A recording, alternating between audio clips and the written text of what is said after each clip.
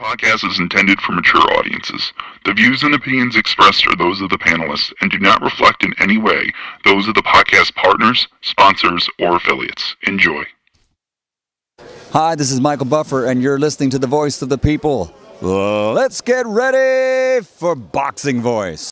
Every day I'm hustling, hustling, hustling, hustling, hustling, hustling, hustling, hustling, hustling, hustling, hustling. Every day I'm hustling, every day I'm hustling, every day I'm hustling, every day I'm hustling, every day I'm hustling, every day I'm hustling, every day. Vegas, baby, Vegas! Las Vegas, Nevada. Are you ready?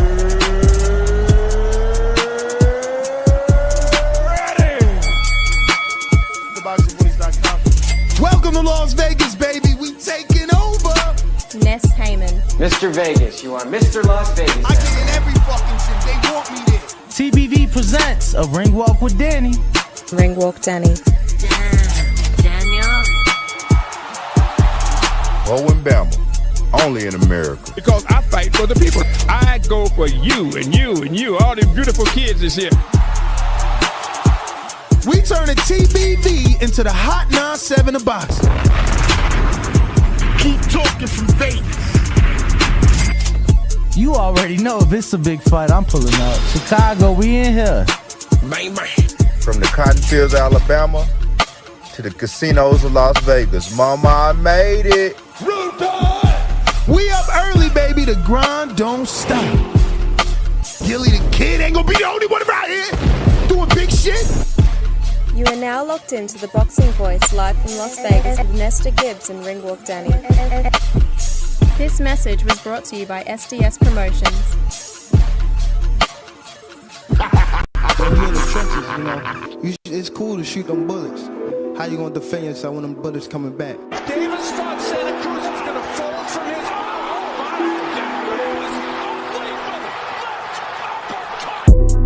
The popular and acclaimed defending WBA lightweight champion of the world. If it was the streets, these niggas would have been smoked. Pack the whole group up. Pack them up and get them the fuck out of boxing. Haney, Cambosis, one of those folks, maybe Garcia. All them guys is easy work. They easy work, man. I'm the top dog. The hard-hitting young star of boxing, 3-division world champion. Skill for skill. I'm much more skillful than Canelo. I stand on that. I'm much more skillful.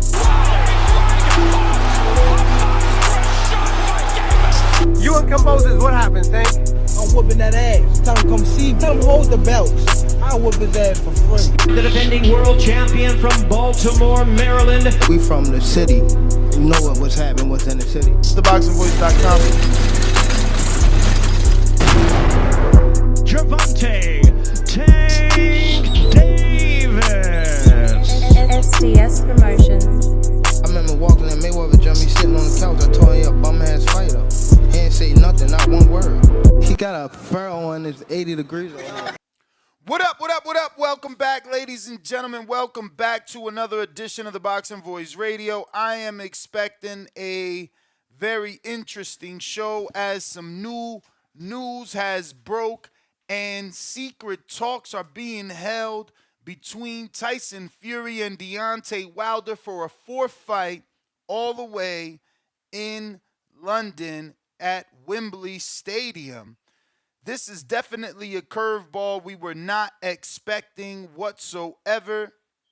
And this is off the back of reports that Deontay Wilder was fielding offers from other promoters for a potential Francis Ngannou fight. It was claimed there was frustration between Wilder and PBC over money for the proposed Andy Ruiz fight, according to Michael Coppinger. Now we wake up and we're being told that there are secret talks being held for a fourth fight with Wilder and Fury. Also, we're going to be talking Gervonta Tank Davis, Super Bowl, WheelChair. Is he hurt? Is he not hurt? Him putting out videos showing that he's obviously not injured and ready to rock and roll. as there's been video of him in a wheelchair, but also video of him finishing training and video of him maybe doing a funny dance to prove that his ankles were not damaged.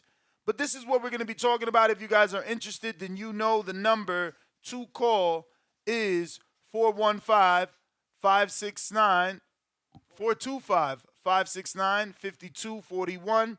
Also, you can obviously join us on our Discord group. It's where you will have the opportunity to use Discord to call in and express your opinion right here on the Voice of the People hotline. You can also try us on Twitter Spaces, which we've been trying to get working for some time now. But, yeah, it's just not as easy as we thought. But what's up, Daniel Alvarez, a.k.a. Ringwalk? Gave the whole government out. What up, champ? Chillin'. How you feeling? How you be? Chillin'. TBV is the place to be. You know it. So which one of these two are more, I wouldn't say shocking, but, I mean, would it be shocking if Tank was injured and being wheeled around in a wheelchair? Or what's more shocking, Wilder and Fury with secret talks for a fight? We saw Tank is cool, you feel me? We saw he was fine. He sparred last night. You know what I'm saying? So as far as I'm concerned, green light for April 15th. You know what I mean? I was, I'm beyond shocked for the Tyson Fury and Deontay Wilder talks. I hope that, like, I don't know, bro. I'm shocked. I'm gonna be honest with you. It's kind of hard to believe.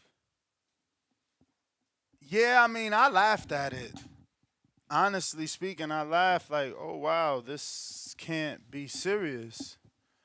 I know Wilder's always wanted to fight in the UK. He is coming off a win. But I don't know what the sales would be. Is this now free in America because Wilder is fighting in the UK? I mean, do you see it that way? Because maybe the pill is easier to swallow if it's not American pay-per-view again. Or do you believe a fight of this magnitude, regardless of Wilder's short comeback over Hellenius, it does have to be pay-per-view in America and in the UK?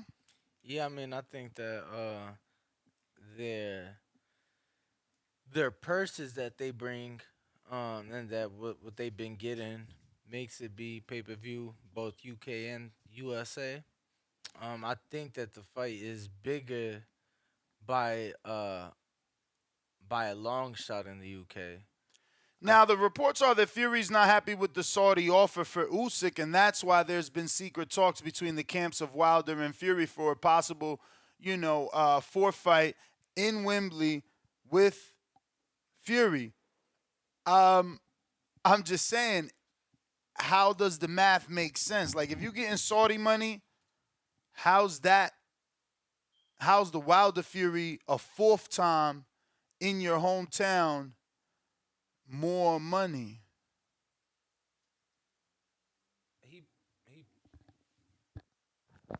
He probably feels that he probably feels that it's a undisputed fight. You know what I'm saying? Should make more. We've already seen the Wilder fight, so maybe he feels that that's an easy fight and an easy sell for him at home. So he probably feel he could make that money, at home. How'd you receive it, though? I mean, this definitely is left field. Yeah, man. And the report is saying that they've been talking. It says here that Tyson Fury has reportedly held talks with Wilder for weeks over having a fourth fight at Wembley if his bout with Usyk fails to happen. Obviously, Fury and Usyk have been negotiating for quite some time, and And really, they need to just walk away from that fight. Like, no one cares. It's the only undisputed that no one cares about. Like, you don't see YouTubers talking about it. You don't see Twitter talking about it. Like, you don't even see, like, The Zone and ESPN talking about it.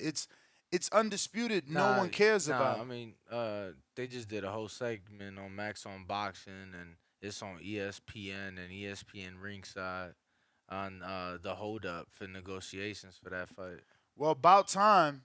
About time, But because to be quite frank with you, it's been months. To be quite frank with you, that was in the last 48 to 72 hours. There you go, because it's been months. How long have they been negotiating? No, I mean, you're definitely right. Obviously, the war was the holdup at first. At least that's what they said. But now it's like, what's the holdup? Why can't this get done? So, you know what I mean? I think that yeah, I'm gonna be honest with you, bro. I don't want to see the fourth fight. Not even in the UK. Like, I'm trying to think as a fan, and now that we're going to London, like, I'm like, okay, cool, like 90,000 at Wembley. Wait, we're going to London? Yeah. Maybe you should officially announce it since you didn't. Oh shit, you're right. We haven't, bro. I'm sorry. Yes. That's why I'm like, what are you talking about? Like, we've been saying this. Yes. So, hello, everybody. Ringwalk Danny here. I would like to thank our friends over at Stagefront for bringing us over across the pond. For another hospitality event. We will be doing a live show the day of the fight. Early pre-fight type thing. Hospitality, right? So let me pull this up. Now, it's actually, I'm gonna send you this link. And we're doing something very unique. Same link from yesterday, because I could just go to that one. No. So we're doing something. Actually, yeah, you could go to that one. Go to that one, because that's really the one that counts. So we're doing something very unique. Something I'm looking forward to. So we will be having I think it's a once in a lifetime opportunity. But we will be having a very unique opportunity. We've teamed up, not just with Stagefront, but with our good friends, Johnny Fisher and Big John Fisher. And we will be having a Chinese dinner the night before AJ versus Franklin in London. So we'll be just steps away from the O2. Private Chinese dinner. Not just a private Chinese dinner, but a karaoke with the heavyweight contender and his father. Obviously, Big John has made those Chinese dinners legendary. So Ness and I and Bo making a trip across the pond, tail end of next month for the Joshua versus Franklin showdown. And if you would like to join us and be part of the experience and be able to experience, which actually Andre Dakota already hit me up. Said yeah, he hit me up too. Said he's Shout out to Andre, looking into it. which I think this might be. Yep, that's him. TBV in London, member for 26 months at the contender level. Shout out to one of our pound for pound supporters. He's actually the gentleman I told you helped me get to Manchester and Ireland the first time around. I thought it was a little, crazy, and he's like, nah, I get out there all the time for $400 to $500. Flight only. Yo, let me tell you now, from New York, there's this airline. Bro, you could get from New York to London for under $300. Well, we might have to go to Florida, then come back up to New York. Yeah, but so you got the website pulled up? No. Okay. No, I don't.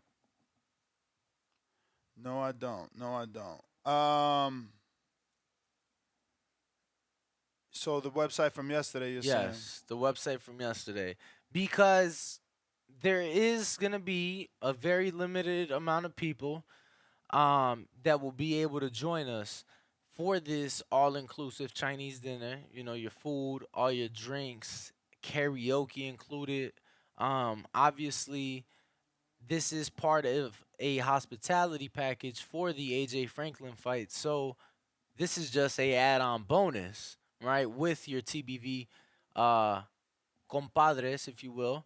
Not just do you get us Friday night, but Saturday, fight night as well. We will be doing a live show from the O2 Arena. And then, shit, I'm hoping we could make something cook for after. But, that would be on us. But you said you do have the website pulled up. Cool.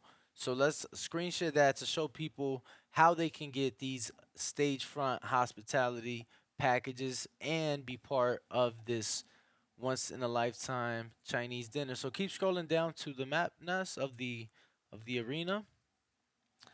And then, so the beautiful thing, things are done different in the UK. So you can stop right there because it kind of shows pretty much everything. This is a beautiful thing that I like that they're doing, Ness. Everything that's in color is an available seat for the stage front hospitality. So that gets you access to the VIP lounge. We're in the O2 Arena where we will be doing our live show. In that VIP lounge, all-inclusive food, all-inclusive beverage, alcohol, yes, not water, but the real bevs, all right? The ones that matter. So you'll get that, some autographed merch, and obviously some meet and greet with some matchroom fighters. That being said, I like it, because you remember in Arizona, it was only the high-end packages. It was only high-end packages. I think the cheapest one was $750. So click on one of the blue ones, bro. Really, $750? I thought it was like $800, bro. No, the cheapest one was $750, and then we had an $850 one. So I'm clicking on blue 416. Perfect. And I just want to show people how affordable it is to be able to join us. This is a phenomenal thing that they're doing. And then just, go to one of the highlighted seats. What's the price that comes up? You've selected $135 pound seat. Boom. So 135 pounds gets you not just a seat in the arena, but it gets you the VIP hospitality. Now go back to, and it's closest to the ring too. Look at that. Like, yes. This is the ring. So it ain't like you far away. Back of the section, you're in the front. But yeah, close out of that section and let's go back to where it's the full map. Back at it. All right. So click on the D1 VIP because only the D1 VIP. D1 yes, VIP. sir. Only the D1 VIP get to be part of the Chinese dinner with Big John, Johnny Fisher, ourselves, and not just have some prawns and some. Looks like people already bought some. Orange chicken, definitely. They've already sold over 20 packages. So, wow. So it'll be, you know what I'm saying? Since these packages are already top level price, I mean, you're talking 5 rows from the ring. With exclusive access to not only the fight, but to the dinner. Right. So the dinner, that was why I thought the dinner would be a great idea. I'm like, yo, these people are already paying all this money for the ringside seats. Let's give them a once-in-a-lifetime experience and opportunity. We're coming to the UK. Let's do it big. You get what I'm saying? So, if you can't afford, because this is 2,500 pounds, right? Or how much is it? Click on it, because I know Andre Dakota was looking at those packages, 2,500, which includes a VIP inner ringside seat, pre-party in the American Express Lounge, Amex Lounge. That's where we'll be doing our live show the night of the fight. The night of the fight. So and all packages come with this. All of them. All packages come with this. It is the dinner, the Chinese dinner with Johnny Fisher and his dad, Big John Fisher, the night before the fight. That is a add-on for those who are in the D1 VIP section. But that being said, even if you're in the 416 section that Ness just showed you, that's only 130 pounds. You'll get access to the pre-party in the Amex Lounge with the boxing voice. You'll get official Matchroom signed merchandise. You'll get all-inclusive food and alcohol in the Amex Lounge. So even if you're at the top, yeah, your seat's up there, but you still get access to the lounge that comes with your food and beverages. You'll still get, access to the meet and greet. You just won't get access to the dinner unless you have a D1 VIP seat. Obviously, those are a lot steeper since those are 5 rows from the ring. So looking forward to not just making my UK debut. I know you've made the trip across the pond, But we'll be making our debut together, and you know, I'm excited, bro. Definitely looking forward to it. I'm glad it's for a heavyweight showdown, and looking forward to meeting all the TBV family, and you know, definitely throwing a few back. Absolutely. This is going to be an amazing experience. A little dinner party, watch the fights, hang out with some official fight fans. I'm looking forward to it, man. London for the AJ Jermaine Franklin fight. Right now, I got a poll. I'm looking for a fourth option here. Tyson Fury, Deontay Wilder in talks for a fourth fight. Will you buy the pay-per-view? Yes, no. Fire stick in this fight. What's the fourth option?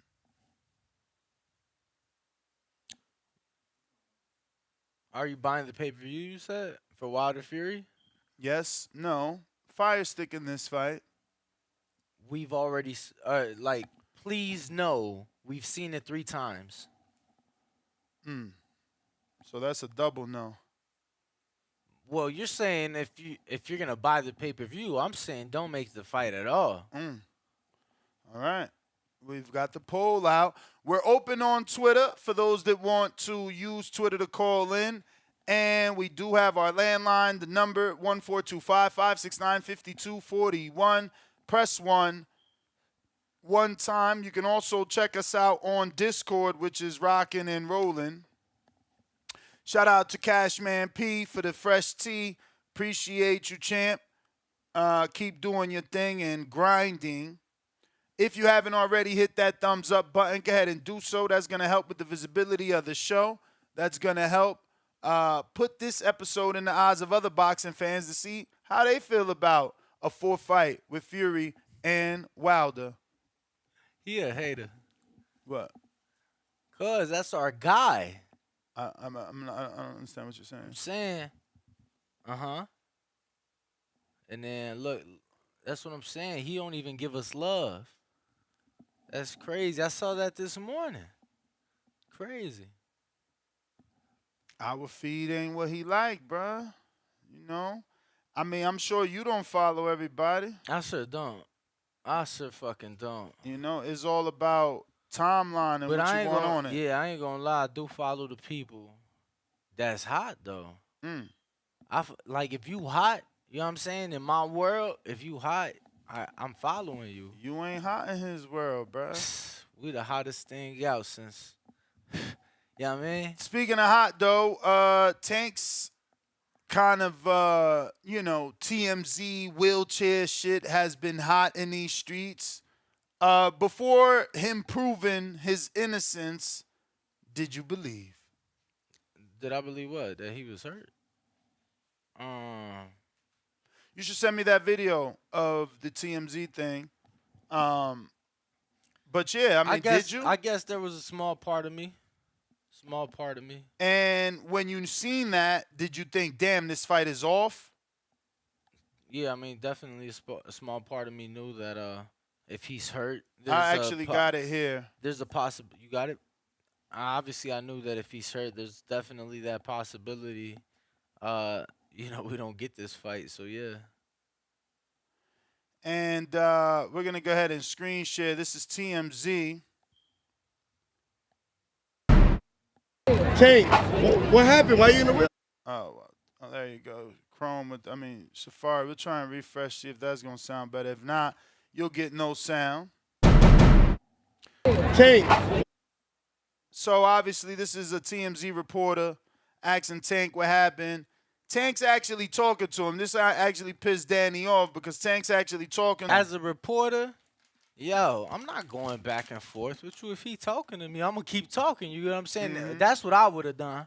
But I feel like that he would have got more out of the Tank had he just kept talking and shout out to 6'4", but I would have just ignored him, kept it pushing and kept doing my job. Well, that's exactly why I stopped going to fights because, they know you there to do a job and, that is the treatment that they give the reporter, and that's TMZ at the highest level where they could have used that publicity. Before we got into this sport, the phrase good publicity, bad publicity, what's that phrase? All publicity is good publicity. There you go. But for some reason, his team felt, nah, don't put no cameras on the man in the wheelchair, which obviously everyone noticed he was in the wheelchair. So that it's has like the biggest fight of the year coming up. And the internet went crazy, and they're like, "Oh, this fight is off." So Tank took to his social media to post this. I loved it too. And this is Tank showing that his ankles both work. People on Twitter ran with the fact that he was crip walking or dancing, whatever the two. But this is him rolling both his ankles, letting you know these work perfectly fine. So that is more proof that, there's nothing wrong with Tank. And sometimes in these big events, celebrities or people with money. Was people really suggesting that he was crip walking? Absolutely. Sometimes in these big events, Danny, people with money, they get scooters. Like we were at the trade show. How many healthy, perfectly fine Americans did we see on scooters throughout the trade show? Plenty. So some people just don't want to walk, and you rent one of these. I can attest. Remember, we got the tickets to go see Bad Bunny. Couldn't go, but we had the tickets. Got them last minute. I actually made it, and when I made it, that's when I realized like, yo, this shit damn near over. Called Ness like, yo, turn around. That being said, I wasn't trying to walk back to my car. I was tired. Bro, I got the fucking lady with the bike, and I chilled back, and she fucking pedaled me for 5 blocks to the parking lot. You know what I'm saying? So plenty of people do that. It is a service that a lot of venues do offer. You just said Friday we were at I just think at this point, they know what they doing. Like, he literally said, oh, shit happens, but then same day, next day, you rolling your ankles like, ha, shut up. I just think they know what they doing. And it's like I said, all publicity is good publicity. So it's like, yeah, let them think what they want. Then we come and shut their mouth, and we keep buzzing. That's what it feels like. Because truthfully, I felt the Wilder Fury news was bigger, but I also felt like, how could you not talk about the fact that people thought he was injured for a good 24 hours? Yo, why do you have to be out of shape to not want to have to walk? Why can't you just have a long day? Exactly. You know what I'm saying? Why can't it be hot as fuck and you not trying to, you know what I'm saying, deal with that? You just trying to chill. Like, you rich. Let them push you around. The fuck? But more proof that he isn't injured, Danny. This is someone he made famous. I've never heard of this fighter. And this fighter's making the rounds now. Have you heard of Elijah Tech Flores? Is that the guy he's Elijah Tech? Yeah. Nah, I ain't Me never. neither. So he's making the rounds. He's getting popular because he sparred with Tank. And obviously Tank had to use him to prove, yo, I'm good. This is Tank allegedly yesterday. Yeah, last night. And this is, Elijah saying they sparred 6 solid rounds. Don't move and try to sing big. If you try to get out of there, then yeah, that's different. But you try to back, that's somebody up. That's why I feel like my last fight, you just kept coming because I was 18. So Tank mentoring a young man that's obviously way bigger than him, but giving him tips on, being in that ring. As you can see, some big names, Scrappy Boxing, saying keep being great. Fernando Vargas Jr., good ass work. Abdullah Mason with the salute emoji. Josue Vargas, Ofacio Falcon Jr. What Josue say? Josue just put the prayers up emoji okay. in the love. I don't know this guy, Richard Brewer Jr. I don't think I do. But Steve Galliano, definitely know him. So a lot of people showing that love. That's what's up. And this is a big sparring partner too. Obviously doesn't, we don't know what he brings, any similarities he may have with Ryan. Body-wise, he looks thinner than Ryan. Not as filled out as a Ryan, but definitely a big kid. And when you look at him and Tank side by side here, almost the size of a Barrio, slightly smaller. What do you think? Damn, y'all really mad that Tank got money to be wheeled around in a wheelchair if he so chooses to? It's fucked Oh, you up. still on that? Yeah, I mean, people just, you know. But what was your question, sir? No clue. Honestly, it'll come back probably.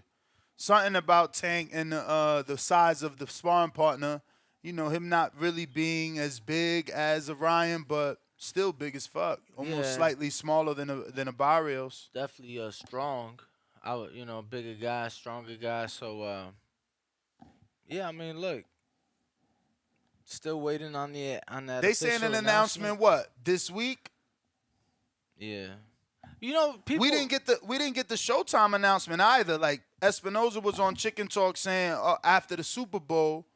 So the Super Bowl's done. You know, when do you expect at least the Showtime schedule announcement? Ooh, I mean, they kind of been putting shit together already, so yeah, probably this week. But half the fights already done been announced. Cause part on the announcement, Plant Benavida is gonna be on it. You know what I'm saying? That card in Minneapolis is gonna be part of it. So Oh wow. what? Fabuloso is recalling their product. I use Fabuloso a lot. That's Me crazy. too, bro. Y'all remember like back when you living with your moms in high school, you ain't supposed to be smoking. Mm-hmm. So like I ain't never do this in my house, but like my friends would definitely be smoking in their house. Bro, we lighting a Fabuloso on the stove And balling it. yeah, boiling that Fabuloso to get the aroma, you know, nice through the house. Nah, But yeah, I hear got you. Fabuloso under the kitchen sink right now. Nah, that's a go-to, man. For I can't sure. believe is being recalled. Did it say for what? I mean, yeah, I ain't read all that. Oh, okay. I ain't do all that. Is Who we that got? is that a guess? Let's see.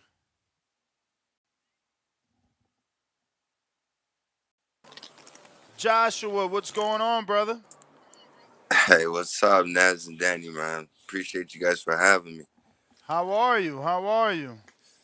Shoot, I'm actually doing well. Camp is coming towards us last week, and I got a fight coming up on the 25th of February, and, I'm doing well. Other than everything in boxing, I'm doing well. I can't complain.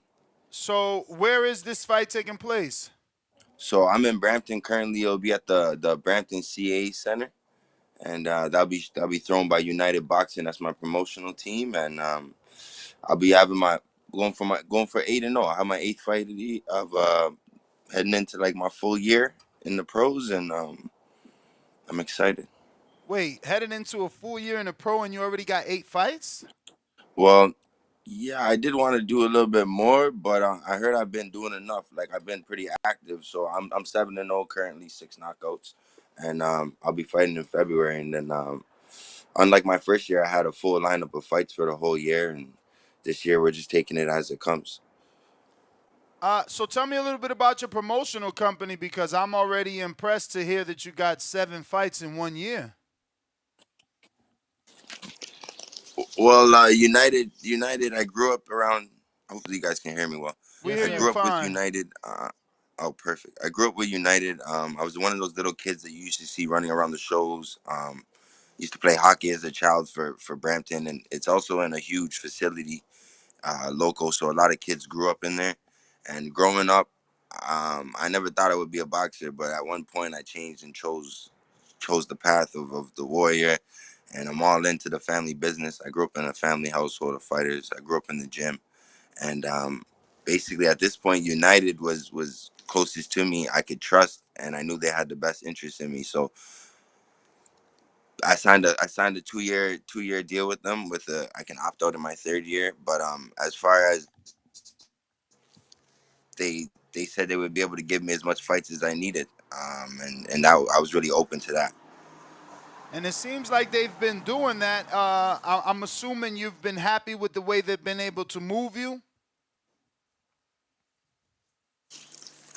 Yeah, I've been having fun. They actually let me sign a pretty sweet deal, so I can fight on other promotional lines. I don't have to strictly fight for just their shows, which allows me to Okay. stay busy, and not really let them know that they're with me and they trust me. So they're on my side. So when did you take up the sport? I heard you say that you took this up a little bit late. You didn't know you were going to be a boxer. I grew up in the gym my whole life, training like I said, but I started maybe when I was 18. I just turned 29 about a month ago. So last I want to say 10 years, 11 years I've been in the game. I did the national my first and second year in the amateurs. I was a Canadian national champion by my second year, best boxer at the nationals. And then after that, I actually took my talents to Jamaica, and I ended up having over 80 international fights. And the process was actually an amazing process. Now, You're in Canada now? Yeah, I live in Canada. I'm born and raised in Canada, and like as far as moving around, I'm willing. I'm able to go. I have a huge team behind me that helps and supports me, and I'm actually lucky I have them because if I do need to move around, they allow me to be free then that way. I wanted to ask because your last fight was the first fight that you've had go to decision. So that was your first 6 rounder and your first time ever being past 3 rounds. This fight you got coming Hmm. up February 25th is your first scheduled 8 rounder. Obviously, you don't get paid to go 8, so it could end at any point. But how's that preparation been, and do you believe you're ready to go the full 8 if need be? Yeah, I'm feeling great. I'm in great shape, and in my last fight, there was a point maybe a few weeks before the fight where in training camp. I don't know if other fighters do it, but I tend to train based on how I want to fight. So instead of going out there to go for the kill and the knockout, I wasn't really chasing it in the fight. But if it came at any moment, I was gonna take it. But there was a few things I learned in the fight that just the vets are gonna do, and I think that's what everything is for right now. So are you around the areas of Phil LaGreco? What was the other? It's a pretty, obviously Cody Crowley. You Who else we got, got out there? Castile Clayton's from out there. yeah. Any of these guys in and So around your area? Or 'cause I know Canada's so huge. you know what? It's big, but like I said, I've traveled, and I've actually reached out to all the fighters in Canada, anyone that's fought like Vargas or Rose. Rose grew up in the gym I was in. My father is my coach with Frazier, and we've had huge support from our supporters. I got Rival Boxing's been helping me with gear probably before I was even a boxer. So they helped me out with sports other than boxing before I was a boxer. And now that I'm boxing, I've reached out to all these other people, but now I actually have to look out to networking. So I was out there in Long Island hanging out with Jai Tucker not too long ago, and pretty much that family right there, the whole aspect of them it was a beautiful scene out there. How Hanging out with Jahad Tucker or N- getting at work Oh, with Jahad Tucker? oh, we were. Oh, when I say I travel, I only travel for work. So when I say hanging out, I mean we're in training and we're going hard. And like I've tend to stop telling people, the deep goals of what we do, but it seems like hanging around people that have the same end game as me has really helped me grow and like sharpen the steel quicker.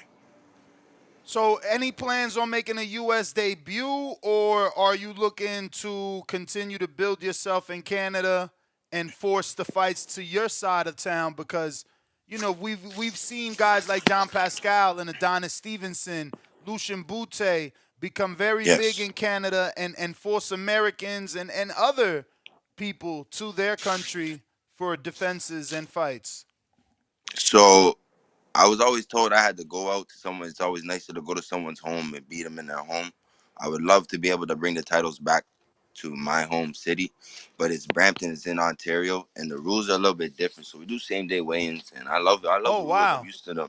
So I think that by same day time, weigh-ins. Yeah, the fights that you're talking about, those historical fights, like even like a Duran and Leonard, all that stuff happened in Montreal. But I can drive there. It's driving distance.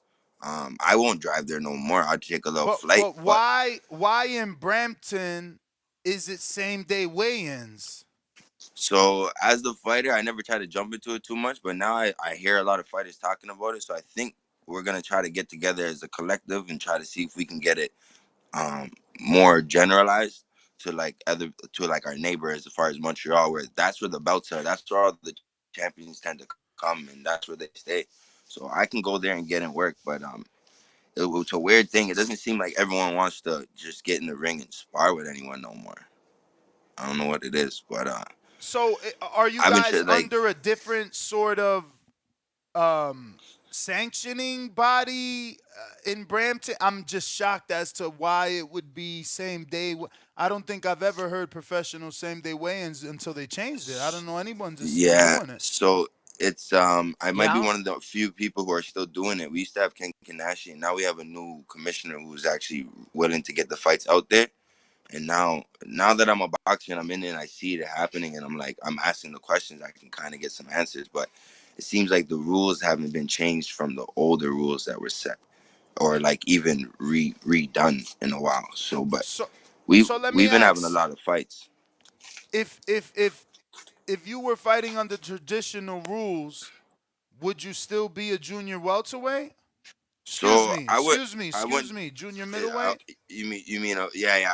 I've hit 147 by accident in the gym. When I say by accident, I mean just like keeping the sauna suits on and stuff like that. Like just keeping hoodies on and track suits. I tend to work out really hard, so the weight will just fall off over time. And then with the nutrition, like, so the day before weigh-in, what I like is I'm still gonna stick in the 154 division. That's really what I'm gonna do. I really do wanna make my name here and make a staple at a certain weight. I don't want to jump around and play around with the weight. I noticed that you've gotten down as low as 151. Is welterweight in the plans? Or are you just fighting at junior middleweight until the title shot opportunity comes?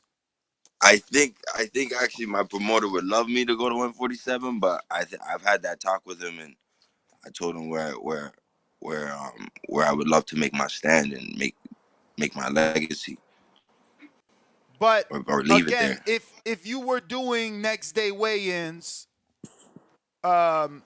or day before fight day weigh-ins, would you consider welterweight more?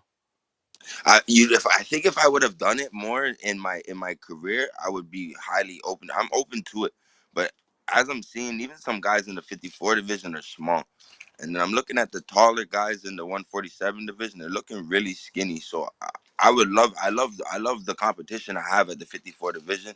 Not saying that any other division isn't the best division, but I think this is one of the best divisions in the world. And what are you hydrating to the night of the fight? Like, obviously, you weighed in earlier that day. How much are you able to put on? I could put on weight. I don't like throwing on a bunch of weight. If I was to do bigger rounds, 10 rounds, I probably am gonna hydrate a little bit more.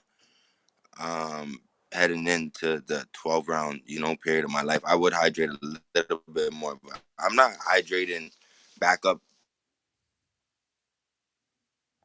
We lost you. Uh, You said you're not hydrating what? I'm not putting on like an extra 7, 8 kilos after the fight, like, but I do fully hydrate. So So what are you weighing on fight night? I haven't really jumped on the scale before I got back in there. I actually just rehydrate until my body feels like it tells me she's good, and then I'll stay on a program until the fight, till the fight gets till I get in the ring. But if I was to say weigh in at 154, I'd be probably walking in under 160, 160 by the time fight night. Okay. So Yeah. if you were to fight now, let's say you get an opportunity to fight under the rules pretty much everybody else is under with the day before, how much more do you feel you would have to rehydrate? Because obviously now you're gonna be facing somebody who naturally rehydrates for a day and a half versus you only have same day to rehydrate? I think it would be amazing because we both have the same amount of time to hydrate. And I can actually start to train my body to get used to it. It's just because I'm hosted. I'm home right now. We haven't really had no fights labeled to go out of town. I haven't really been thinking about the day before weigh-in, but Montreal is where I had that fight, and we did a day before weigh-in. It's just a whole different feeling. There's a lot of time, and I know eventually that time is going to be filled with TV press and stuff like that. So I do understand that time is going to be filled. So it's basically going to be similar to a day, same day weigh-in anyways, because you're going to be busy. So Shit. it ain't like that. It ain't like Champ that. though. So Is let that me ask. Nez? No, well look. I ain't never been to a fight that same day weigh-in, but break it down for me right now. You fighting? What is your day like? What time is you hitting the scale, and what time is you hitting the ring, and what you doing in between? Cause I'm with fighters after weigh-ins. Bro, we is eating like a mother. Like, you know what I'm saying? They got the lunch, and then they got the dinner, and then the nutritionist got the snacks in between. And then the next morning they got the breakfast, and then they got the lunch, and then they got the light snack before the fight. So Like, I'm on similar to I get the breakfast, I go get lunch and have a light and I have dinner pretty much before the fight. We'll sit down with the family and have dinner at my Damn, house. dinner? Oh, bro, I eat. But that's the thing is like when I was an amateur, the only thing that sucked is I was cutting weight. So I would fight 5 times in like say a week, and I was cutting weight. But now this is for one night, so we do this. I go 12 rounds.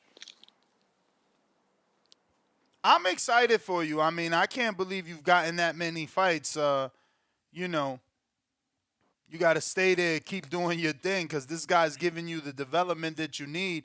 You're also going into the ring versus Uriel Hernandez. Seems to be a tough guy. Obviously, he has a losing record, but he's only lost to undefeated fighters, and he hasn't been able to be knocked out by any of those undefeated fighters. Any concern or, I don't know, your competitive nature, driving you to train harder to be the first man or second man, rather, to knock him out? He has been knocked out once, but that was his first fight, I mean, a long time ago in 2012.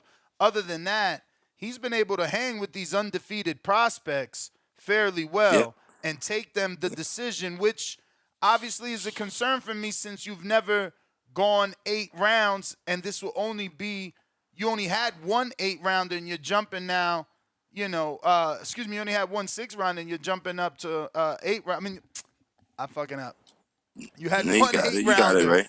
You had one 8. Oh yeah, you had one 6-rounder. Bro, no, he's only Yeah. gone I had 6 a once, 6. Ness. I had a 6 and I He's jumped to had the 8. 4 You got it 6 right. rounders. No. He's got more than 1 6. Yeah. He's got more than 6. He got exactly. But he's only gone 8. This gonna be his first time going 8. I'm just trying to help you out. Just let me talk, champ. I got you.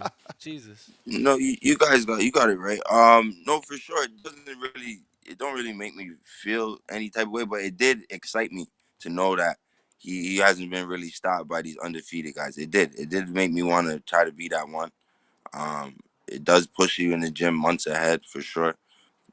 And I'm excited to get back in the ring. I really do enjoy staying active. And I do enjoy fighting the best of the best out there. So I do understand this is a different game. We're going to have to work our way there.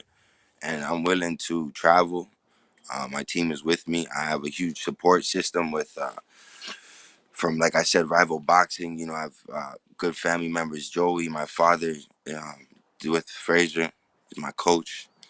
There's a lot of people that look out for me. Burt Bevel there. These are some people that actually, I don't know where I would have been without them. So at this point in my career, it's actually going to be huge. It's huge.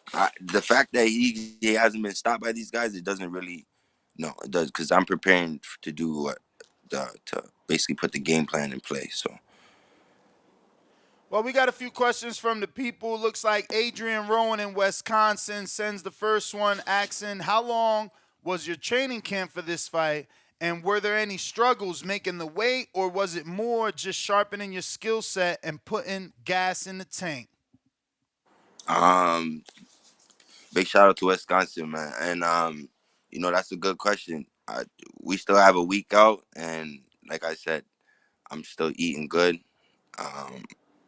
the other day the boys went out after training camp and they did a whole group eating, and I did join them, but obviously we have to stay dedicated. So I went out. Big shout out to Ghost Chicken.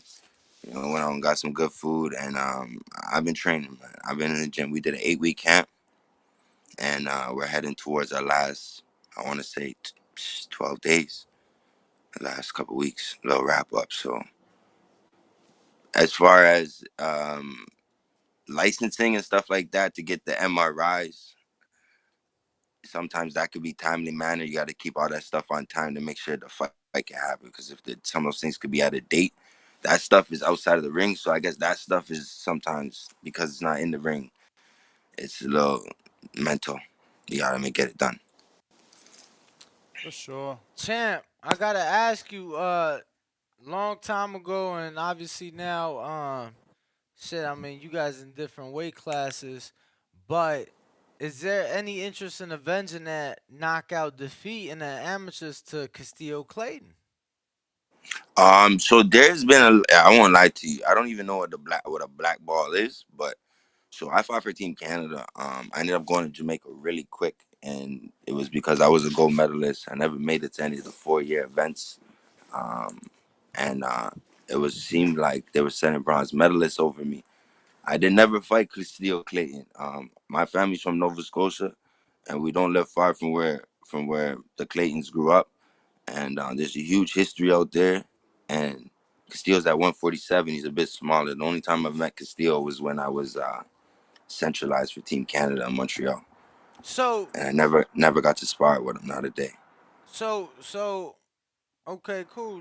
Cause it's interesting. Like, box truck, they got to amateurs, and I'm like, They got it all damn. messed up. And All messed up. I know how it go, right? Like, I know it's not. They not putting everything. They usually only put like the major events, whatever.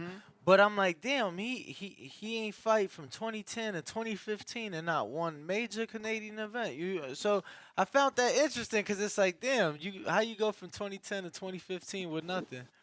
But definitely wanted to ask you about that because that's a name that we know very well. Somebody who I met because he's relocated here through from Canada, or at least for Nice. camp.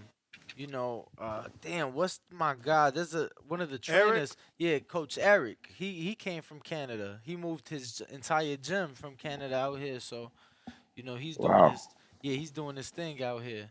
That's a big move. Yeah, that's big. That's big. So Shout out is to the it boxing in Vegas. yes, sir. So is that a fight that obviously you guys ain't never fought, but is it a fight that interests you though? Like Oh, he for said, sure. he a If bit he smaller. even if you want to meet at even like a 150 or something, I would love to do it. I ain't going to 147 though. Uh, I can't. Like I'm saying, those guys are kind of small. I You know mean, what I mean? It wouldn't might that be in be my the advantage, point yes. though? Wouldn't that be the point? You get Yeah, the but like advantage. I got a body that can go up to heavyweight. Mm. How tall are you? Yeah, I'm 6'3" plus. Okay, that is tall, but you got to keep in mind. Look at Jamal James. But moving forward, we got Brandon in Houston. It says, "What's up, Joshua? Thanks for Good coming on the call. show." Let's say you were Thanks for going having me. into your next fight on February 25th and you had to deal with one of these things. Which do you think would be the easiest to overcome and still get the win? One guaranteed awful judge or an incompetent referee? Either way, I think the game plan that I put into plan has nothing to do.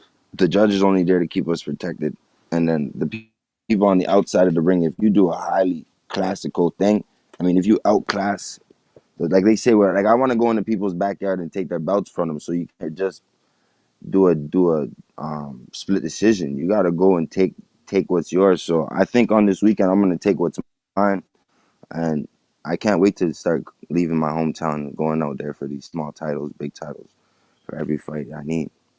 I got Ruin a 504 New Orleans that says, your dad told the Gleaner that he thinks bigger fights are on the horizon for you. When do you think you will get these fights? I mean, I think it's extremely early to be talking about big fights only your first year in boxing. Right. But, yeah. You breaking up, champ? I did. Sorry about that. I'm moving a lot. I did sign that 2 year with an opt-out deal with my promoter, United Promotion, and I'm happy with him. But it seems like I was looking for in my mind when I was in the amateurs. I did about roughly almost 100 fights, and the whole time I wanted to be in the pros.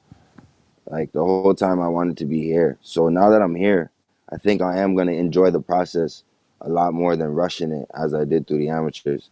I was doing 22 fights a year, 30 fights a year, and it was hard to get fights sometimes. So How many were you able to get all together before turning pro? 90 some. Oh wow. So I wasn't counting. Like after a while, I wasn't counting. I ended up going to Poland for Jamaica and winning tournaments in Poland. I ended up winning the Caribbean Championships for Jamaica. I won a lot of tournaments for Jamaica. I went up to Thailand and put on top 5 for Jamaica. You know, my first international tournaments and stuff, and first cash tournaments and things like that. And just seeing the best fighters from Asia, Oceania, and like from different around the world, I think it was the best thing for me. did you get to meet any of the great? I mean, and I say that loosely because I know people gonna take shots, but obviously Yeah. you got your Nathan Gallimores, you got your what's my man named for? Oh my god, I can't believe the Nicholas Axeman, Walters. yeah, Nicholas Nicholas Walters. Walters. I just seen he was back training. Have you been able to meet any of the bigger name Jamaican fighters? So I'm fortunate and I'm happy. So ever since I was in Jamaica, I now currently the Olympic 22 Olympian heavyweight from Jamaica trains with at the same gym with me and my father, and he moved up with us. And when I go back to Jamaica, those guys always come out to the old nationals in Jamaica and stuff like that, and they do show face. So I have had the pleasure of running into a lot of people, and God rest his soul, Hector Rocco was always out there, and I did love chatting with him in his earlier days for sure.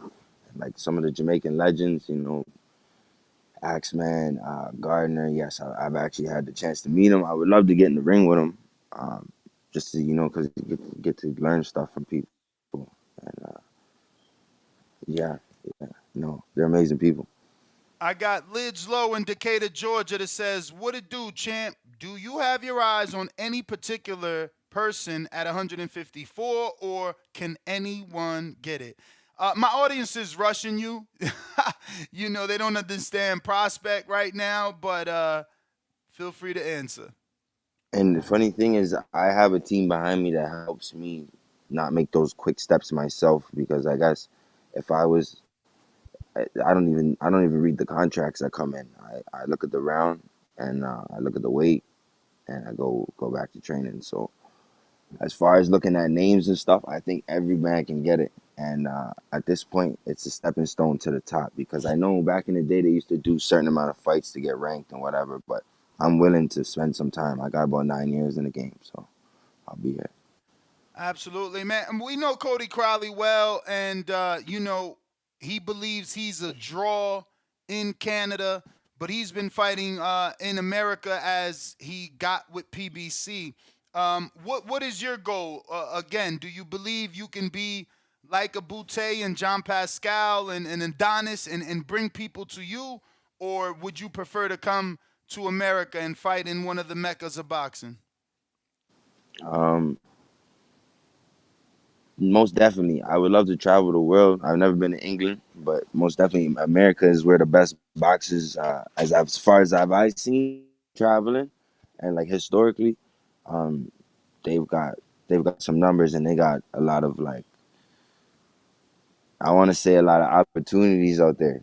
So as far as if you meet the right person or if you rub shoulders and someone likes you, it could change real quick. So yeah, I used to live in the States. I used to play basketball out there, so I am willing to go back. Well, Joshua, those are the last of our questions. Let everybody know where they can follow you and let everyone know how they can get tickets to your fight. Obviously, what, a week away now, so definitely want to get those tickets out.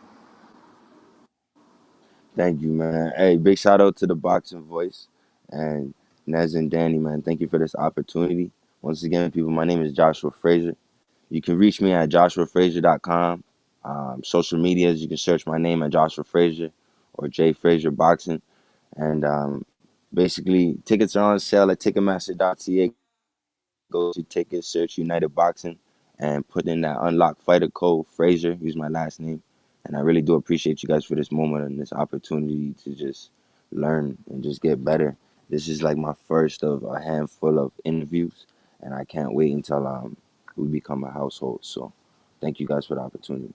Appreciate you, man. Appreciate you coming on and telling us your story. Send our love to Russ Amber. We appreciate him as well. Keep doing your thing, champ. After the win, we'll be more than happy to get you back on for the victory lap. Let's do it. Thank you guys for this moment. And, everyone, go shout out the boxing voice. Nez and Danny doing an amazing job, man. I'm a pleasure to be on your show, man. Thank you guys. Thank you, bro. As are we to follow your career, man. Keep doing your thing. We need another big name out of Canada, brother. It means a lot. I'll see you guys soon. All right, brother. There you have it. Joshua Frazier.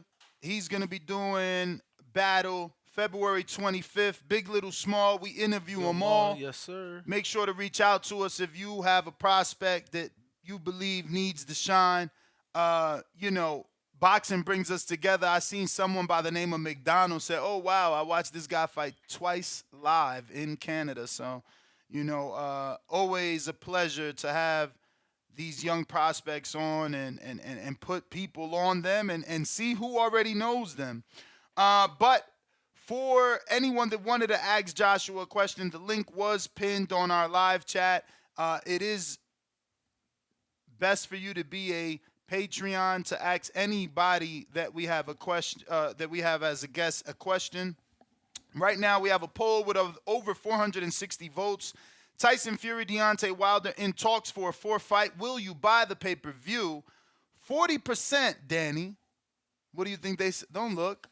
You look. Nah, I don't have it. You can see I don't have it. What do you think they said, 40%? 40%, will you buy the pay-per-view? No, seen it 3 times already. Yes.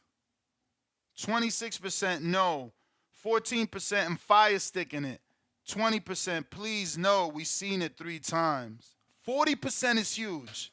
That's crazy. They must have analytics. That's why they talking again. That's insane. I didn't think that I would see that number that big. Yeah, I didn't either. Wow. I didn't either. Like, yeah, I don't know. I think. I mean, look, honestly, what world could Wilder win? Landing that magical shot. Not even. He ain't even. The shot ain't even there no more.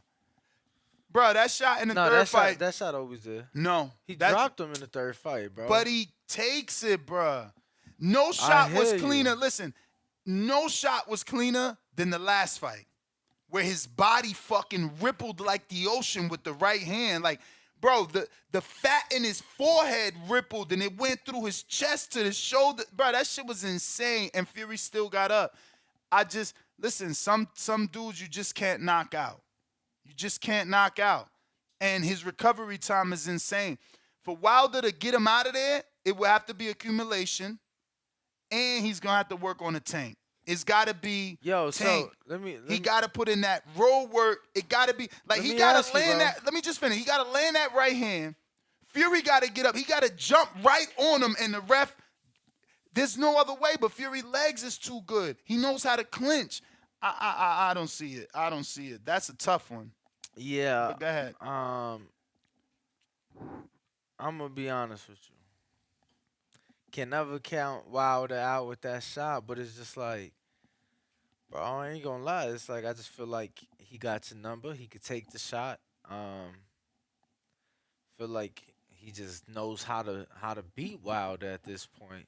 He knows how to roll with punches. He knows how to clinch. He goes to the body. He does road work. It's just a very tall task. Like,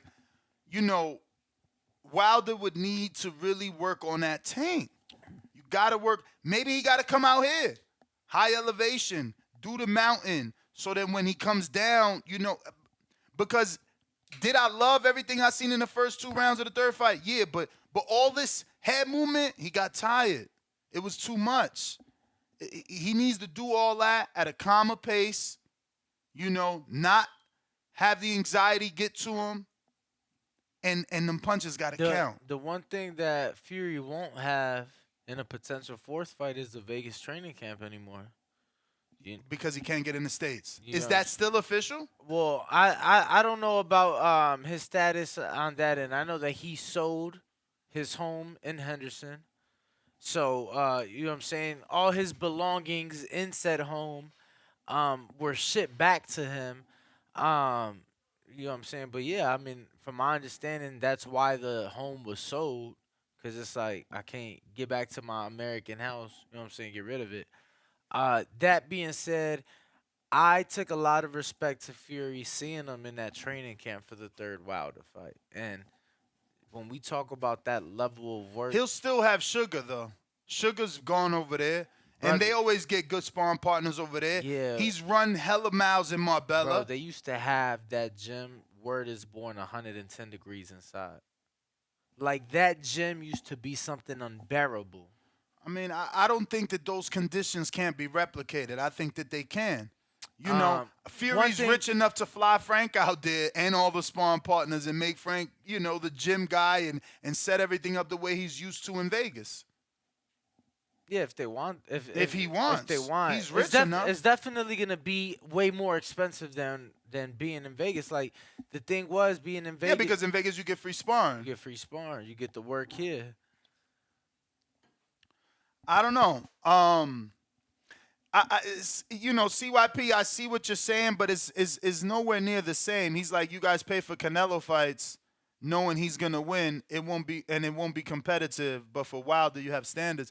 I mean, Canelo's never lost twice, and we're paying for a third fight that's technically a fourth fight because of a draw. I think that this is a very unique situation, and we shouldn't pull other people into it. Like, there was a draw, then there was another fight, and I'm gonna be honest, then there was a rematch.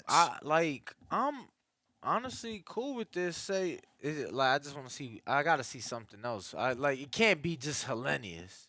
I need something else more than Hellenius before you get what I'm saying. Like, I mean, I get you. Like, yeah, we would want to see and I voted. him look better. I voted no. We've seen it 3 times. I get what you're saying, but at the same time, other than Joe Joyce and Usyk, is there anyone else that we think can challenge? I ain't even saying defeat. Challenge Fury. I mean, and he stared at me deep, like, yeah. what the fuck? What, am I lying or what? Nah, I mean, my man just took a minute. I'm like, damn, what I said wrong. Yeah, no. I mean, you said Joe Joyce, Usyk. Yeah, I throw Joe Joyce, Usyk, Wilder. That's it. Who else? I mean, I would love to say Bacoli, but he ain't done enough. I feel like maybe those clubbing shots, but like, it's Fury, to challenge bro. Fury. Challenge, like, not just anybody can challenge you and step in the ring. I'm talking about challenge you, push you, do what Wilder did. I'm sorry, and you might can get mad, but I'm throwing Jared's name in there. Keep in mind though, I saw their sparring. Yeah, but you saw their sparring. Are any of the 3 matchmakers gonna make that fight? As long as Fury is champion, no. So then it ain't him. It ain't him. But you just said he can challenge, and But that's what I'm saying. I mean, to challenge, your promoter got to let you do it. I mean, shit. Do we? And Matt, by the way, you brought him up. Who's he fighting? April 8th is around the corner. Yeah, man. I don't even. Yeah. Oh, so you know who he fighting already? Nah, I don't. And you don't like it? No, I know. I know like 4 individuals. Damn, CYP, your standards done dropped, huh? I know a few individuals. It's hard to be a Wilder fan these days. My man said he don't got to win. He just got to make the money. That shit is sad. I mean, I'm not trying to throw him in there. I just don't want, like, Wilder, I've said it time and time again, we got to give him his flowers. We got to give him his praise. We got to give him his love and appreciation that he so rightfully deserves, right? So the thing with Wilder, I don't want him to end up in a situation like Gabe is right now that, you know what I'm saying? It's like they're trying to treat him like sacrificial lamb. Like, no, I want Wilder to come in and I want him to have his best opportunity to win. And I liked, you know what I'm saying, the training camp and the work that he's put in with Malik. And I think that they can continue to improve and do great things. Gerald Washington looking good with Malik. I mean, it's Instagram clips, no sparring we get to see, but just the work that he's absorbing, it's the knowledge. He looking good with Malik. I ain't gonna front. I like Malik as a trainer, but they need to bring in, and this is bad because they got Joey Scott, who's got background with Coach Larry Wade, but like it's obvious it is stamina. You know, you need more stamina to beat Fury. I mean, if there was one thing you had to pick to give Wilder in this fourth fight to ensure he gets the win, what do you think it is? Is it more power? Is it more combination punches? Is it more stamina? What do you think the key ingredient would be? I think that for one, he would have to have a gas tank from hell. So more stamina. I think that we would need to see him in the 220s. Okay, more weight too. Slightly. I forget which fight he came in. First fight was 209. Yeah, but there was one he put on. So it was the second he put on a fuck ton of weight. I think you keep him 225, 230. I mean, I believe he was around that weight one of those fights. I'm gonna look it up. I think the last thing with Wilder, you know, you just keep working on the way he came out. Remember, he came out that third fight shooting a jab. He was using levels. I remember shooting a jab to the stomach, shooting it to the chest, shooting it to the face. But you gonna third fight 238, second fight 231. That's closer to what I like. First fight, they say 212, but I swore it was 209. And remember, he never got naked. Like he had pants on for the first fight. No, I think 209 was on the night. Okay. I thought it was definitely the weigh-in because I know that there was like video of you could hear him saying that he was you know it was cold, he had the jacket, and that he was sick, but I mean I thought it was 209. It's registered as 212, so that's not bad. 212 and a half. But we got callers. Let me get to Dark Prince.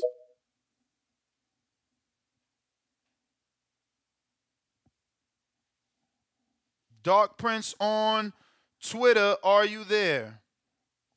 Yo, what's good? How are you? I'm doing well, sir. How are you doing this morning? Cannot complain. Appreciate it, man. Thank you for asking. Thank you for having us. What we talking about? A fourth fight? That's the word on the curb. But, you know, that's not legit, bro, right? I mean, that's BS. They ain't fighting the fourth time, right? I mean, that's what's being reported. But who's reporting it, though? That's what I'm wondering. Because a lot of times we see these salacious headlines, but they ain't real headlines, you know what I mean? I hear you. Does this mean you don't want it? Don't want it? Is that a rhetorical question, bro? Nah, it's a real question. We got a poll and everything, bro. Okay. You sound like you don't want it, but we got a poll where 41% say they're willing to pay for it, not steal it. I put the option to steal it. That doesn't surprise me. The LDBC is a strong movement, and contrary to popular belief, they support their own, right? They bought that last Wilder pay-per-view. I mean, if my brother bought the last Wilder pay-per-view. But that one only did 70,000 and some change. So if that was a strong movement, the way you believe, they would have supported that at least to 250. Like Juan Manuel Marquez and Baby Bull did like 225. Well, I mean, those two guys were way more established than whoever Wilder fought last. You know what I mean? So, I mean, and I really don't care about the numbers. I'm one of those fans. I don't know that I can say that. I don't get into the numbers. I don't know that I can say that. Baby Bull was known in San Antonio, but you got to keep in mind that Helenius has fought in Dillian White in the UK, then went to New York. Whoa. Yeah. Whoa, hold up, bro. Hold on. Are you really trying to say Hellenius was more of a well-known boxer than Juan Diaz, who was a legitimate world champion? Yeah. You might need to do your Googles on Baby Bull, bro. But do them Googles, because he was a more well-known champion. But I'm telling you the facts on him, right? Like, he's only done 225. No, you're not. If you let me finish, he's only done 225 with Marquez. That's his biggest fight. It was a rematch, and he retired super early. He was only known in Texas. I'm really failing to realize how he's bigger than a dude that's fought internationally, lives in Helsinki, right? Fought in UK, fought in America, got 2 upsets on American television, then fought Deontay Wilder.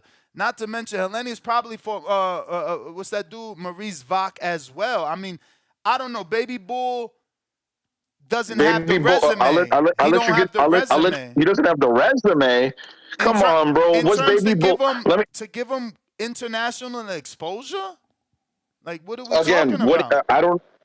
I'll let you know what I'm talking about, sir. First and foremost, Baby Bull was a world recognized champion. So that already gives him a bigger profile in the boxing community than someone who doesn't. Hellenius, come on, bro.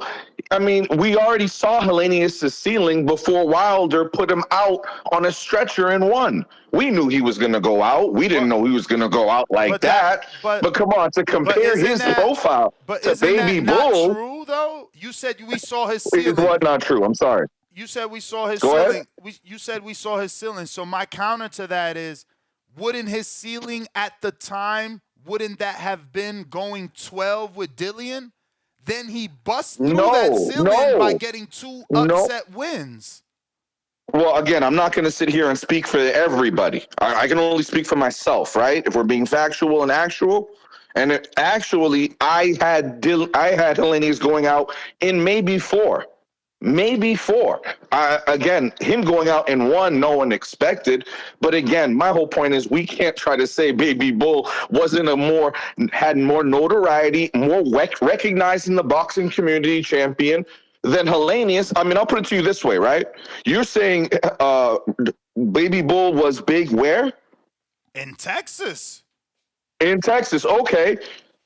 Even if that were true, which it wasn't, but even if it were true, he's a bigger attraction in Texas than Hellenius was in Helsinki. What were the gate numbers on Hellenius' fight in Helsinki? No, you're right about that. But who's more known internationally? Who's more known internationally? Okay, so again, if we're talking about who's more, if we're talking about who's more known internationally, I'm going to point to the world champion, because the world champion is the champion internationally, is he not? I mean, if you're a world champion, you're internationally world known. Yeah, but how are you going to say because you won a belt, you're internationally world known without leaving the country, brother? Bro, that don't make sense. Just because you win a belt don't mean they know you in fucking Russia or Helsinki for that matter. Yes, but fortunately we have lots of data, my friend, that tells us that people in Russia watch the boxing that us Americans put on TV. And guess who they saw? They saw Baby Bull. Tell me in wars. Okay. Borderline classics. So tell me they saw Paulie Malignaggi. No, wait a minute. They saw Paulie Malignaggi beat him in his hometown and have to tell the people how corrupt this sport is. But I also want him to tell me. Listen, brother, let me just get this off. Good fighter. Let me just get this off. Please tell me where I can find these Russian stats that you claim, because you're saying they seen him in Russia. Show me the stats. How can I find that? Because that is a lie. Oh, Google. Just Google HBO viewership numbers in Russia. Okay. I got you, my guy. I got you. All Google HBO viewership in Russia.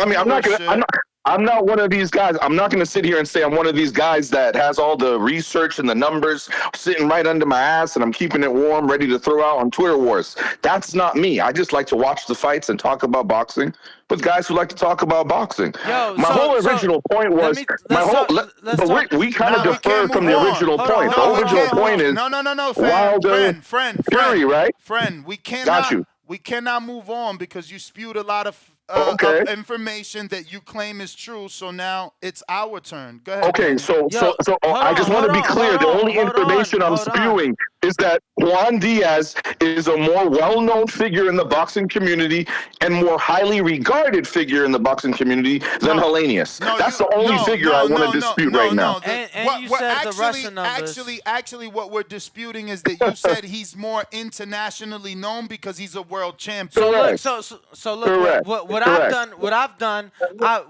I have pulled up Google Trends, right? I have pulled up Google Trends.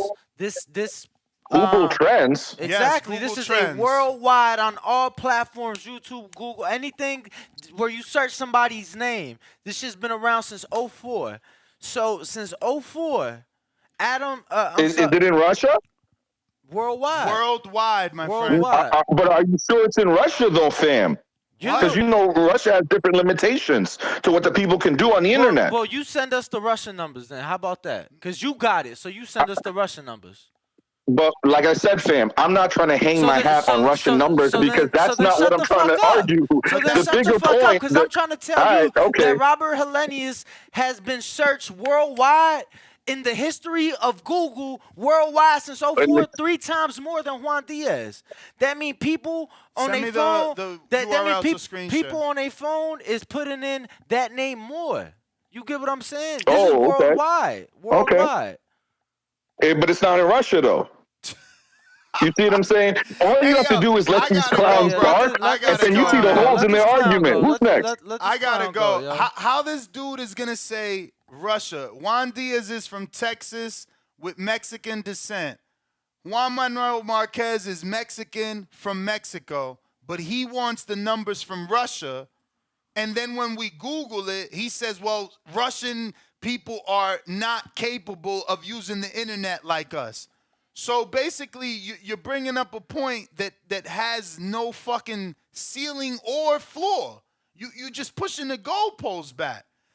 And then Danny uses Google Trends, which is worldwide, and you still don't want to factor that in. Like, bro, we can't do this with you. CYP, what's up?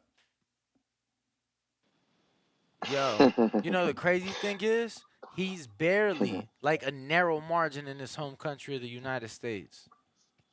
But go ahead. Y'all know what I'm about to cook.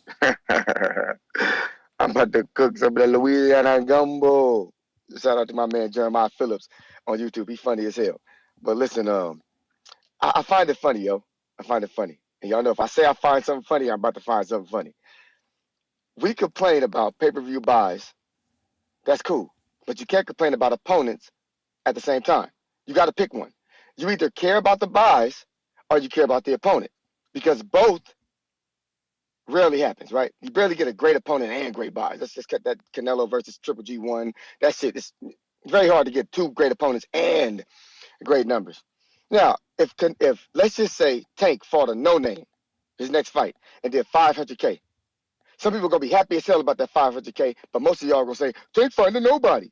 But bitch, he just did $500K. What? I thought y'all was mad that he was doing 200. So let's say Ryan, he fights Ryan, and it does 200K. See, I told you it wasn't no fucking star. They only did 200. But it was a good opponent. See, y'all are full of shit. This is why boxing promoters don't listen to us. Because we fragile. We just come up with shit because we don't like somebody. We don't stand on nothing. When you say you want good opponents, and they put good opponents, and they put them on pay-per-view, you don't even buy the shit. Andre Ward, Kovalev. You motherfuckers have lost your credibility when it comes to telling them what you want. They don't care because you're liars. You just be talking, me included. Fuck us as a collective. We just be running our goddamn mouths. So while the Fury 4 can make money, they're going to do it. They don't care about you. Cry, do pose all you want to. If it can make money, they're going to fucking do it. You know why? Because I'll keep crying about no numbers.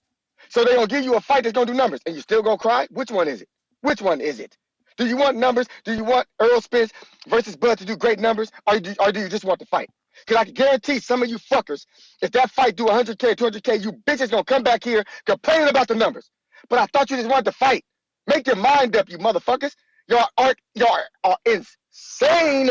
Y'all insane. Lastly, there's a whole bunch of legends out there who got 5 losses, 6 losses, 10 losses. Depends. Some of their losses, y'all never seen.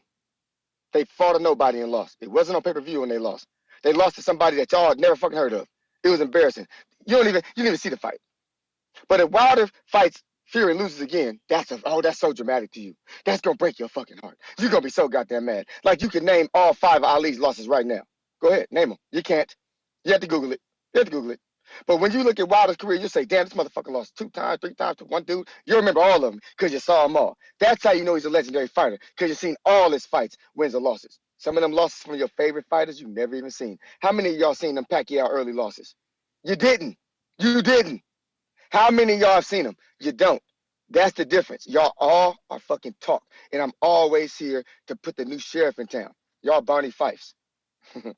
And welcome to Mayberry. CYP out. David Maldonado, what up?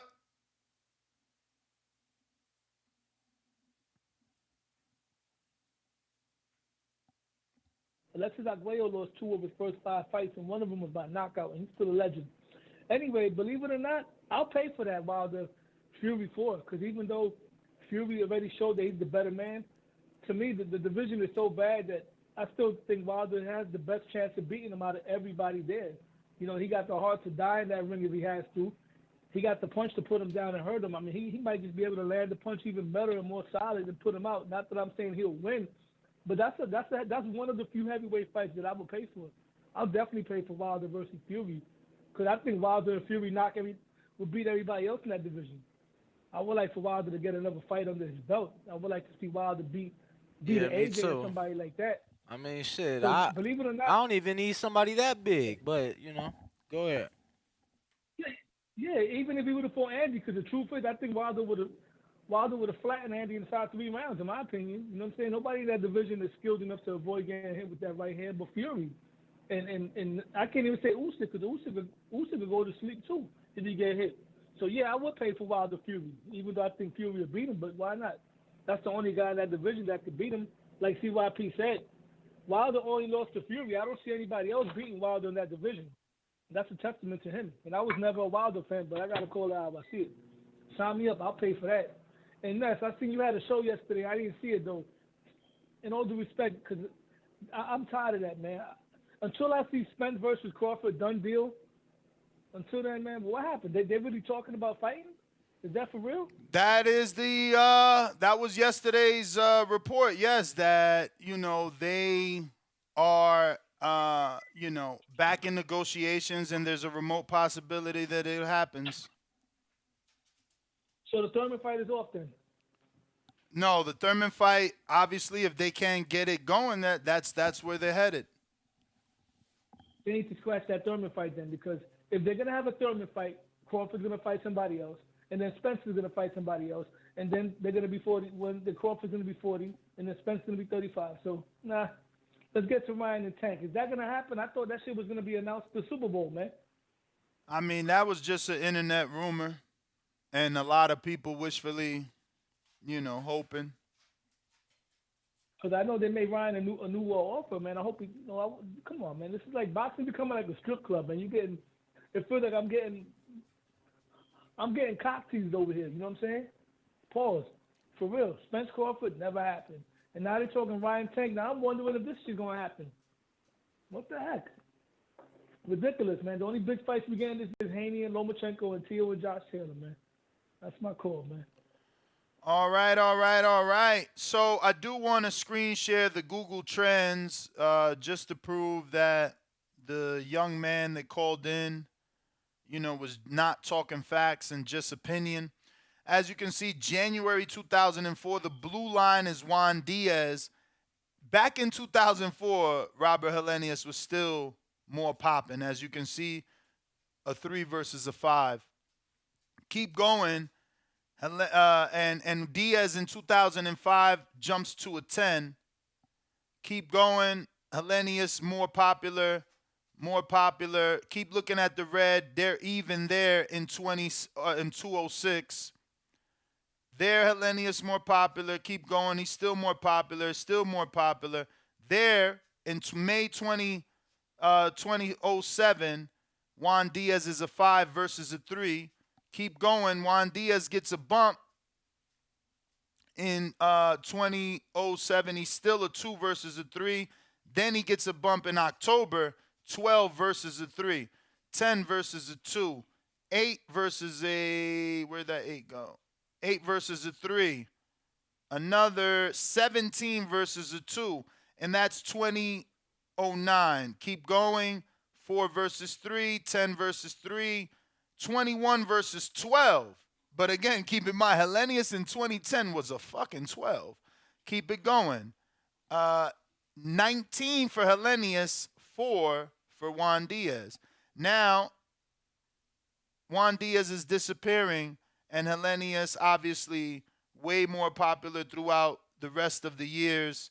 As you can see, Hellenius on the graph in red, significantly more popular. But if you look at Juan Diaz in his heyday, when he was in his prime, Hellenius was still in competition very closely.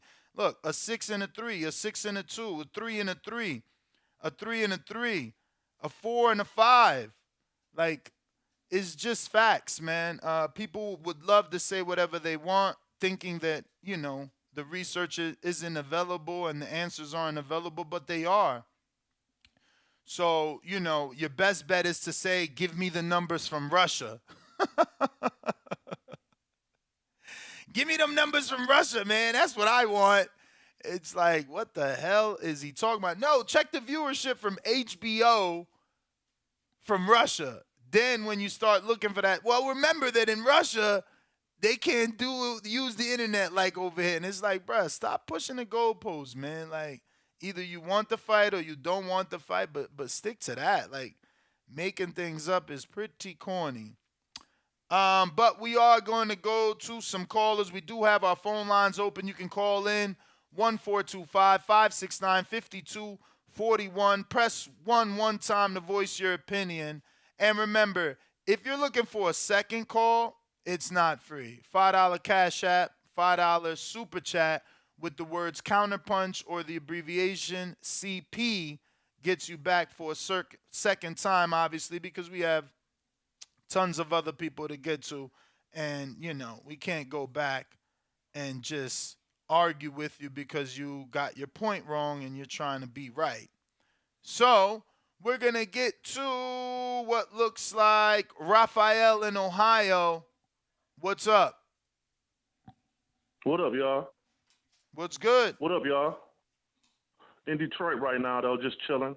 When you said Juan Diaz, are you talking about Juan Diaz who lost to Marquez and Paulie Malignaggi, the former champ?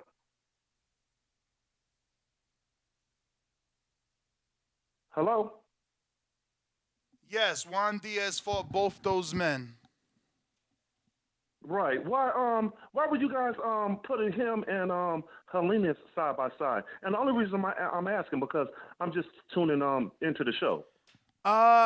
Man, I don't even know how. Oh, because of pay-per-view numbers, right? Juan Diaz and Juan Manuel Marquez did about 225, I believe.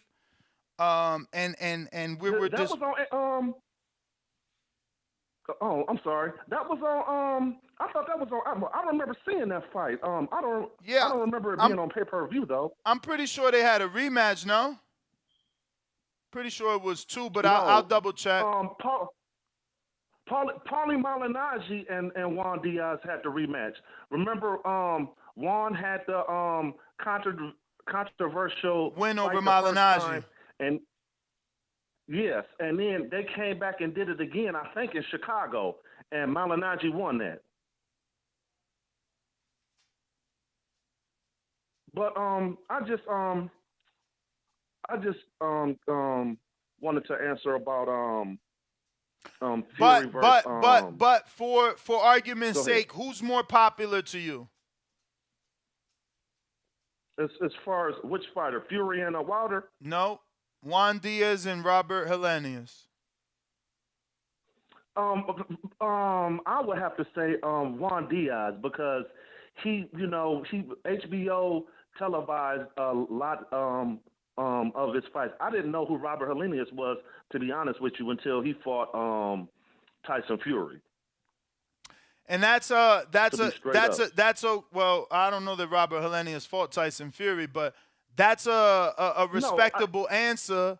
But again, you're an American watching American boxing, and I was specific to tell that last caller that Hellenius was more internationally known, because if you go through Hellenius's resume, he's the one that's fought globally.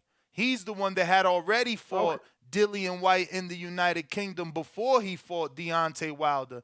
Before he fought Deontay Wilder, he was the one to come over to America and upset Adam Kovnacki in Brooklyn twice, being a dude from Helsinki. You're right. He's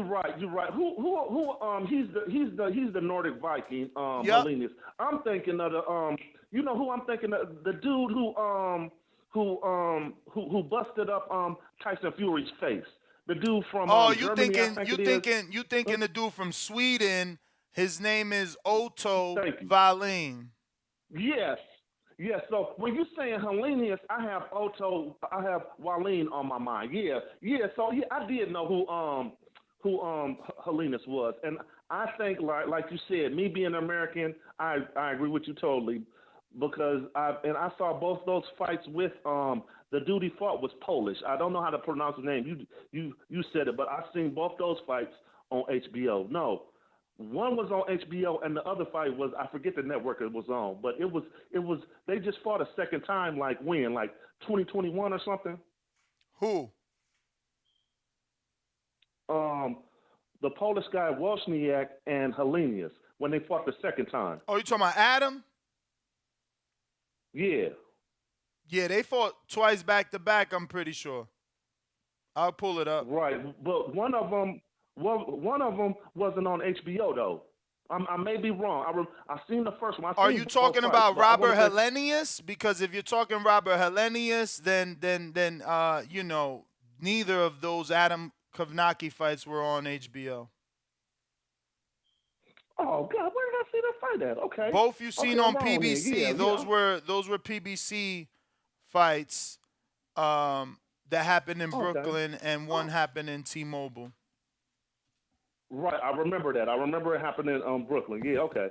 Yeah, I guess that's all I got to say, man. Thank you for let me speak my point, man. Yeah, that T-Mobile was undercard, obviously, the co-promotion for the Wilder Fury 3 card.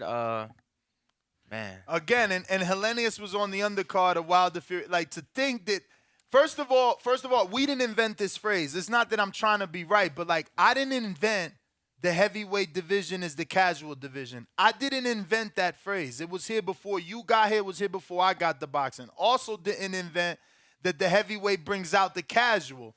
I didn't invent that phrase. It was here before I got into boxing. But y'all want me to believe that Juan Diaz, because he's Mexican and from Texas, he's more popular than the fucking heavyweight. You have to remember, too, that fight, and I know I'm sorry I had to step away, international call, but, we're going to London now. The phone won't stop ringing. But, that fight, bro, don't forget, that was a Fox fight. They did 1.5 million homes for that fight. His first fight with Kovnacki at Barclays, bro, that did 1.5 on Fox. Meanwhile, Juan Bull and them got 225, I think. Let me tell you, I gotta look that up. I actually got paid to host a live fight party for that fight. They rented for what? For Kovnacki versus Hellenius. Why? Because boxing doesn't get on free TV. A lot of casinos have deals, so they can't show certain networks. That was free TV, so someone in the boxing world was able to rent out one of the bars inside one of the hotels on the Strip. They rented the entire bar out. It had like 200 people there for that fight. And I'm not saying that they were there because of the fight, but they was there because of the fight. Bro, there's not even viewership numbers for this fight. I was confusing Juan Manuel Marquez and Timothy Bradley with this fight. That's the one that was on pay-per-view, right? That was pay-per-view. This ain't even pay-per-view. Was this ever pay-per-view? Which one? Juan Marquez and Diaz. Because they had two fights. I thought one was at least on pay-per-view, but the last caller said it wasn't. And I don't remember that. I mean, I had HBO all my life, so I probably don't know or remember. I'm looking at the fight poster for the first one. It's calling it Supremacy. They saying HBO Live Saturday the 28th. It doesn't say anything about pay-per-view on there. Doesn't say anything about pay-per-view on there. It happened in Houston, Texas, February 28th, 2009. It was a 12-rounder, 135. Titles at stake was the WBA, WBO 135-pound belts. And it doesn't look like it was on pay-per-view. Still can't find any sort of me either. Viewership numbers. Just that it was a tight fight. At the time of the stoppage, it looks like 75-76. Everybody, a lot of people scored it too because it was some controversy, it looks like. So they had outside scoring. And they got, on this here, they have a bunch of scorecards. On what? On this website. On the article? Eye of the Ring, they have 12 different people who scored it. I don't know if they went back and rescored. But we are still taking callers in the 253. We're going to you. Who's this? Let me pull it up. Give me a second. Line 6 Reed, what up? Hey, Ness, I just got a quick question for you and Danny. So you guys say, on pay-per-views, the problem is a lot of people is pirating the pay-per-views? Not you What guys. Do you guys think about I don't know about all that. I ain't say nothing about that, especially not today. Well, I always hear on the show, they're saying that a lot of pay-per-view numbers is getting stolen. Okay, whatever, fuck it. But what if the promotional company said they did a pre-order, we want to reach this number 1.5 million buys. If we get this number in buys for pre-order, then we'll sign the fight. Can they do something like that to get these big fights made? I mean, that's a good idea. It'll be like a GoFundMe where the fans are paying for the fight. You really want Bud Crawford, if we get to the pre-sale of 500,000 buys, we'll get it. And they give us 90 days to get to 500,000. Then you got another 90 days to promote and sell the fight. I love that idea, but I'm sure they have a reason why it won't work. And a lot of that reasoning is going to be injury. So you need at least 6 months right now. I could be wrong. I know analytics. I'm pulling that number out my ass, but I'm saying if you want us to come together and pay for 500,000 pay-per-view buys before the fight's even made, give us 3 months to do that shit. Then you got to give the fighters 3 months to train for the fight that they now got that guarantee for. Because if we come up with the 500,000 pre-orders, I think you're giving them too much time. And the only reason I'm saying that is bro, who the fuck knows what's happening 6 months from now? Now, hear me out. Hear me out, right? Very few people is booking trips 6+ months out. Let's be realistic, right? Very few airlines offer flights more than 6 months out.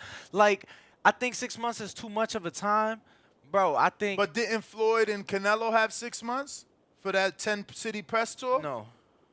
No, and I debunked that the other day. I gave you, it was, they started that 3 months and a week out. All right. Now, that was 3 months and a week out for a fight they knew would sell. What I'm saying is, you want us to pay for Bud and Earl, right? 2 different people. Good. Bud and Earl. You can't give us the same 90-day training camp because guess what? The promoters and the fighters not going to know, did we make our GoFundMe number of 500,000. So I'm just saying, whether it's 6 months or not, they need to give us time to pay for the 500,000, which now they got their minimums. They got their guarantees out of those 500,000 guaranteed buys that we were hypothetically able to come up with. Now they announced the fight. Now they see, we got 500,000 already. That was our safe number. Now we promote. Now we go city to city and we get more. You don't want to do 90 training camp, fight promotion, plus GoFundMe.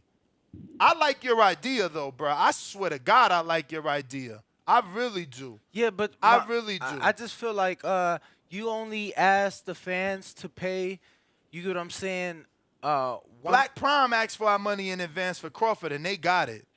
They got it with the Avenesian. They put that out there. I mean, obviously, they kept it within the fight promotion. I'm saying for a fight of this magnitude, asking us for that much money, we need more time to get it together. But I like that idea. I think honestly, I think what you do, right? Yo, what's the caller's name? Line 6 Reed. Line 6 Reed.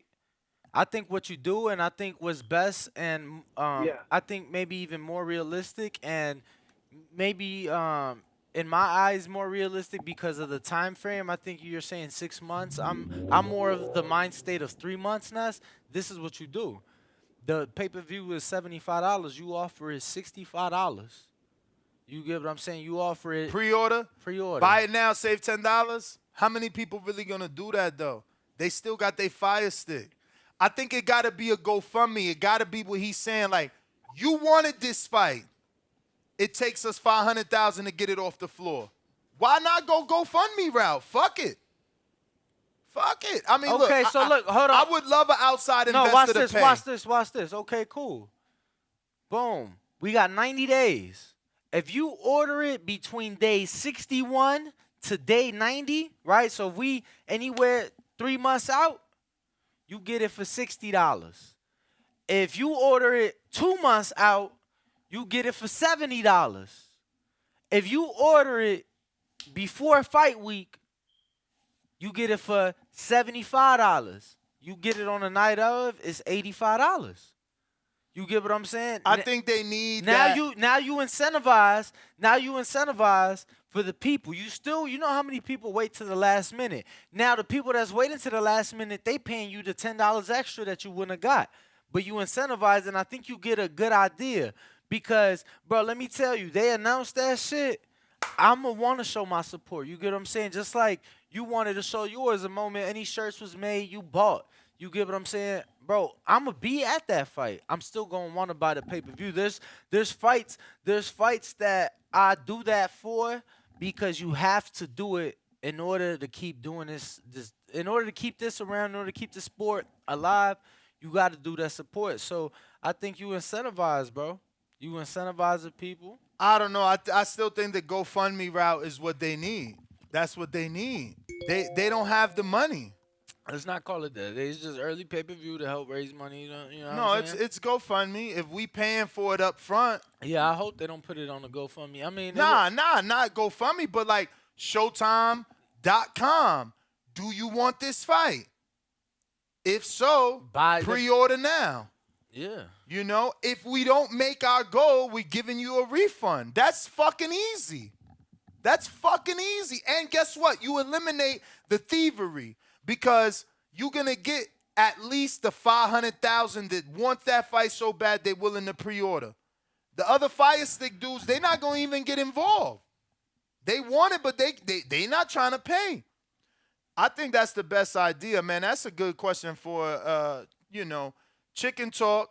You guys got Espinoza on speed dial. That's a good question for Espinoza. Why can't they go a GoFundMe style route? And before, because I'm sure there's plenty of people listening that may not like, because I don't really like the fact that he's using the word GoFundMe. No, because it's easier for people to know what I mean. But I'm gonna put it to people in easy terms. Right? Early pre-sale, bro.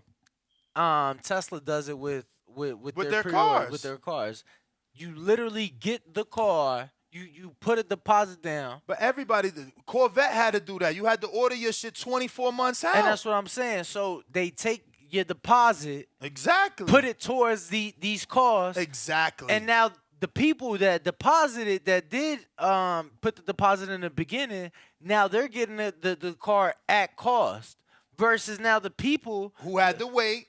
Like paying, yourself. And paying more than the MSRBP. MSRP. I'm with you. I really like that. Is GoFundMe the bad word?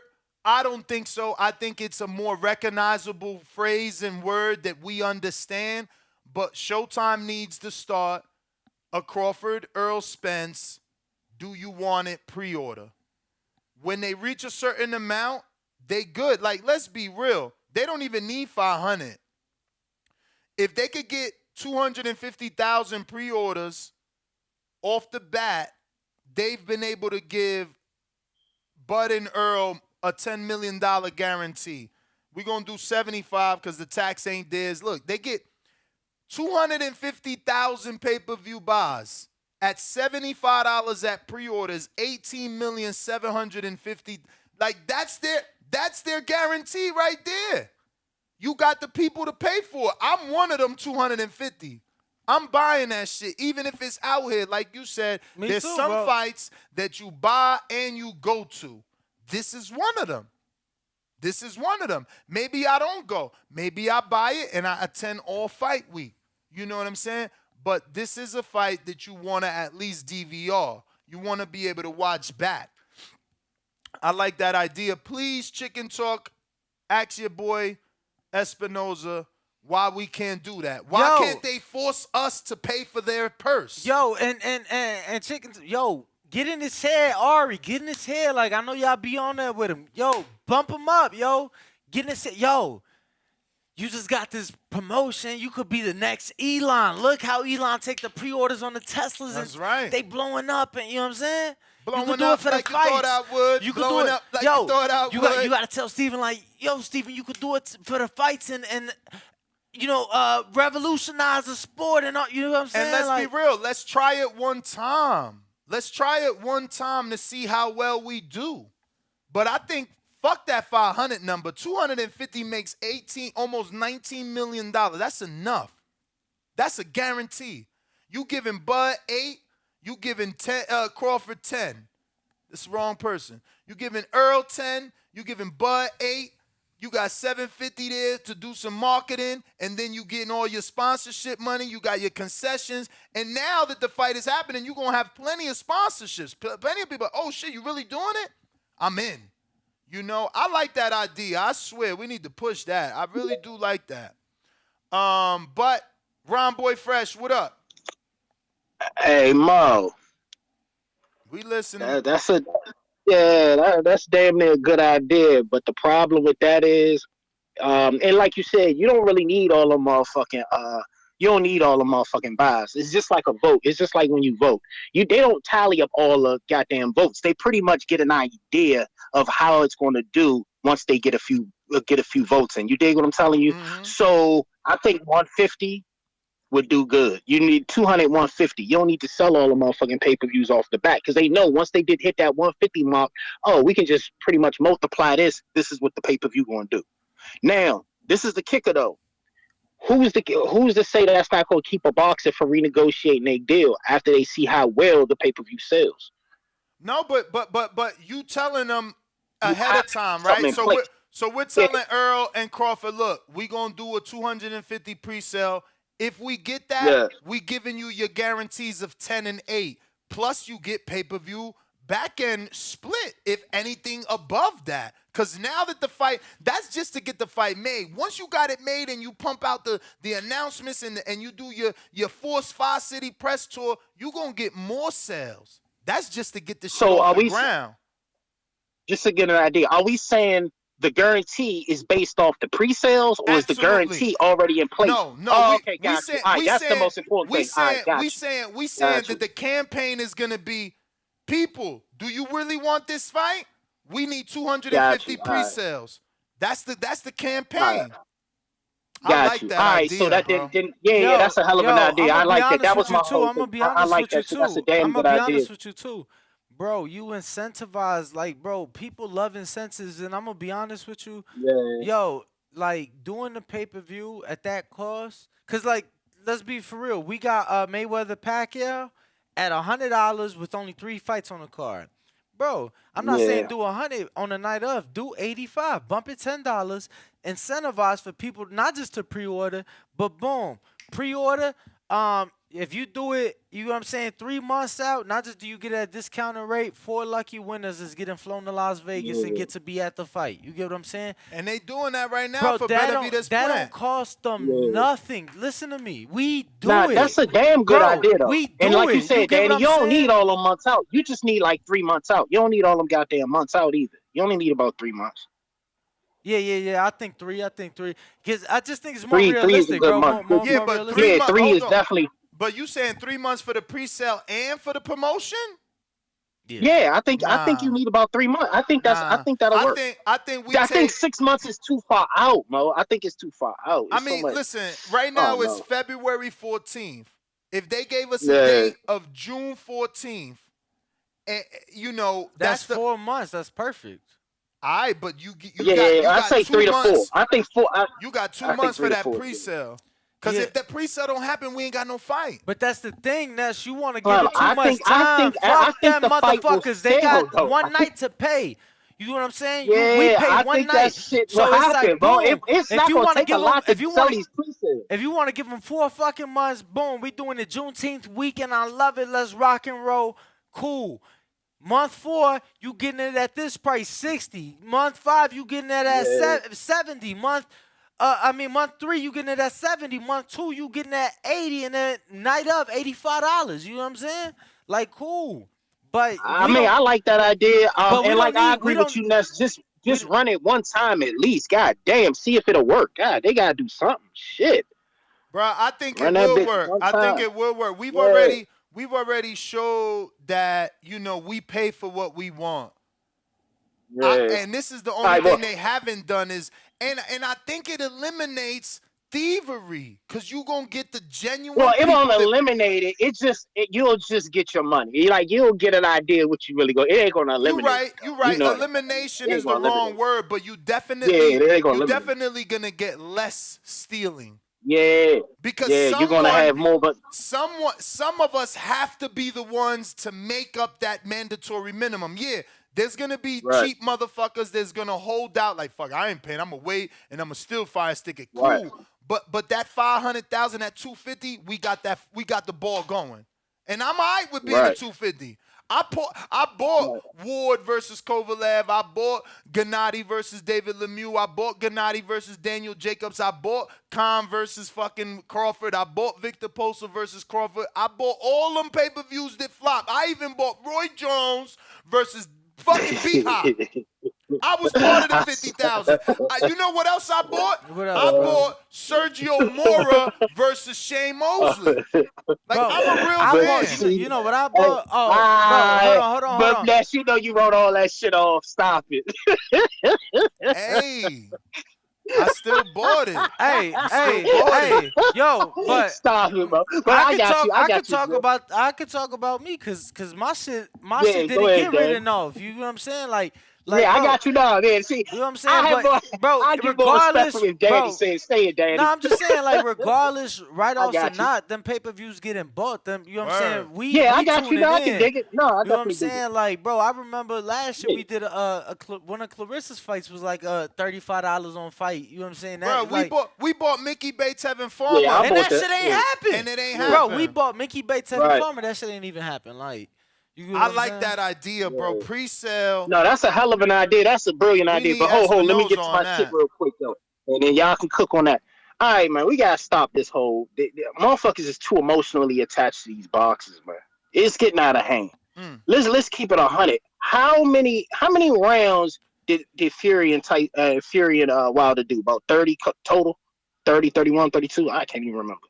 Let's total. see. They went 12 the first fight, 7 the second, right? It can't be no more than 31. So 19, and then I'll check. how many rounds was the last one? 10? I'm checking right now. I got Wilder pulled up. It says So 11, 12, he went and 11, 7, right? He went 11, 7, and 12. Yeah, so I was right. That's 12. a lot of rounds, though. Okay. For people that say Wilder got blew out, that's a lot of rounds. Hold up. No. Let me get to what I'm saying. How many rounds did Wilder win out of 30 fucking rounds, bro? I mean, you know, all the knockdown fights. Let's be honest. How many rounds did he win? All the knockdown rounds that he got. In that first Okay. fight, in that first fight, I gave him a few of them first rounds because he broke Fury's nose. Like, people don't like to give him credit. He was jabbing the shit out of Fury in that first fight. So, I got you, Ness. So we got 30 rounds, right? How many rounds did Wilder win, you think?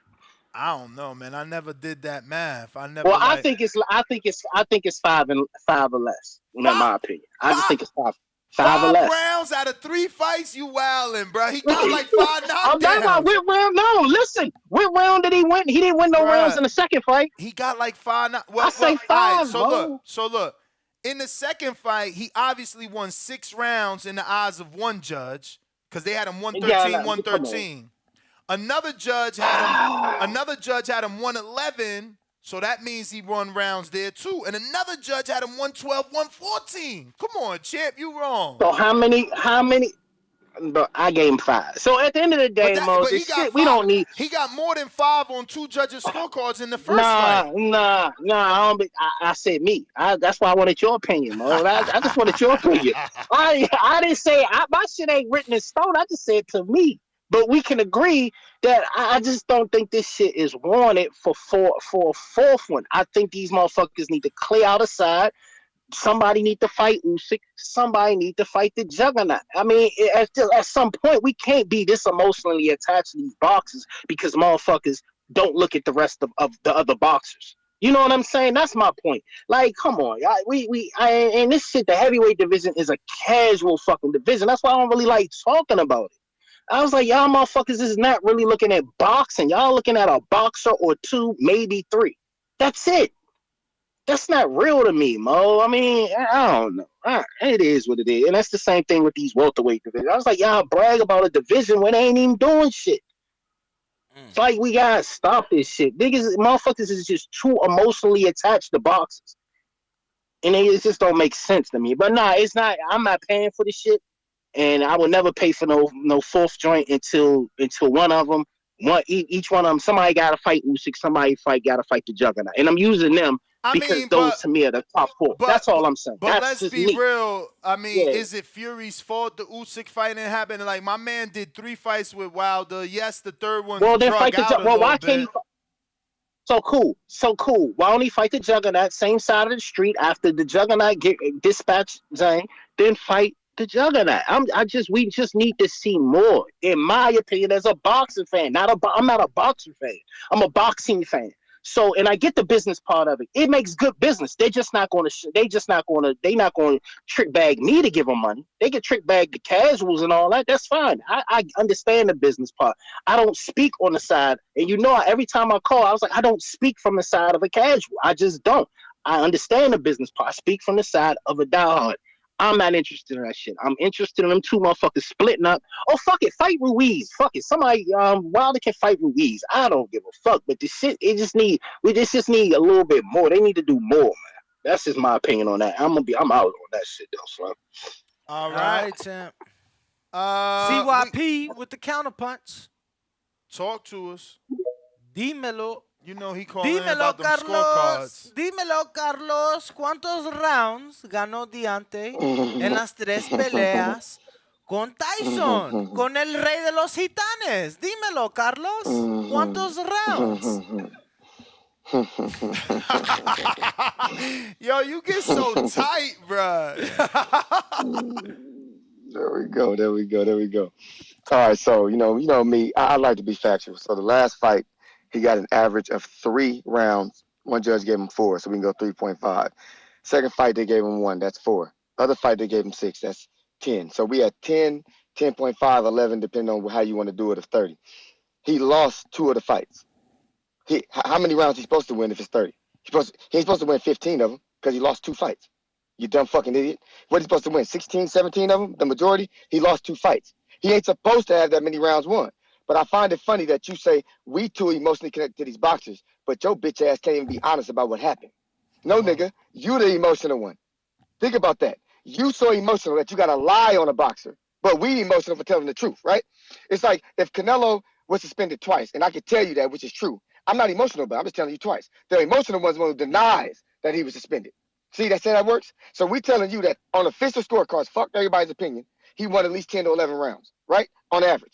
But you telling her, I ain't see, hey, Mo, I seen less than 5, Mo.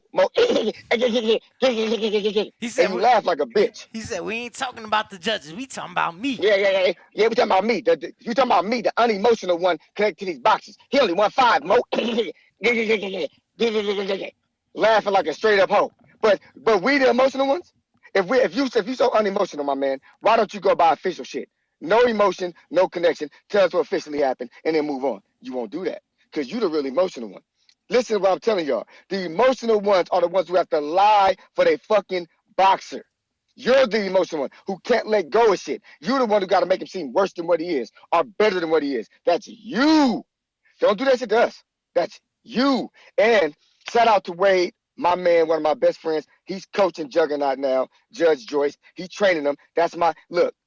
Y'all know I'm wilder, but I support Wade forever, before boxing, after boxing, during boxing. That's one of my best friends, so that's what I do. Shout out to you live on the Boxing Voice, man, for getting Juggernaut ready for his next fight, man. You doing it fucking big out there, dog. I'm so fucking proud of where you come from and where you going, man. Like, I really, really am. Keeping up the fucking hard work. And for all you haters, you can EAD, and that stands for eat a dick.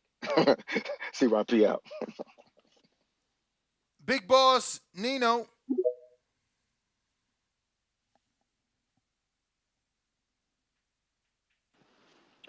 Yo, you can hear me? Loud and clear. All right, nice. Danny, what's good? Y'all hit that like and subscribe button. I just got in here on Round Boy Call. See, we talking about Tyson Fury and Wilder again. To be honest, I'm not super ecstatic about this fight because I done seen it so much now, and I just don't think Wilder can beat him, even though I think Wilder got the best shot out of all the heavyweights. So I understand why we we'll put Wilder back in there, because to be honest, that's really the closest I done seen Tyson losing since I've been watching him is against Wilder. And like I said a couple weeks ago, I kind of feel bad for Wilder that Fury even in the division, because I don't think none of these niggas could beat Wilder except Fury. And that's why Wilder's stock took a little bit of a hit, because he was like this big ass boogeyman, and now we see like shit, he ain't invincible no more. You know what I'm saying?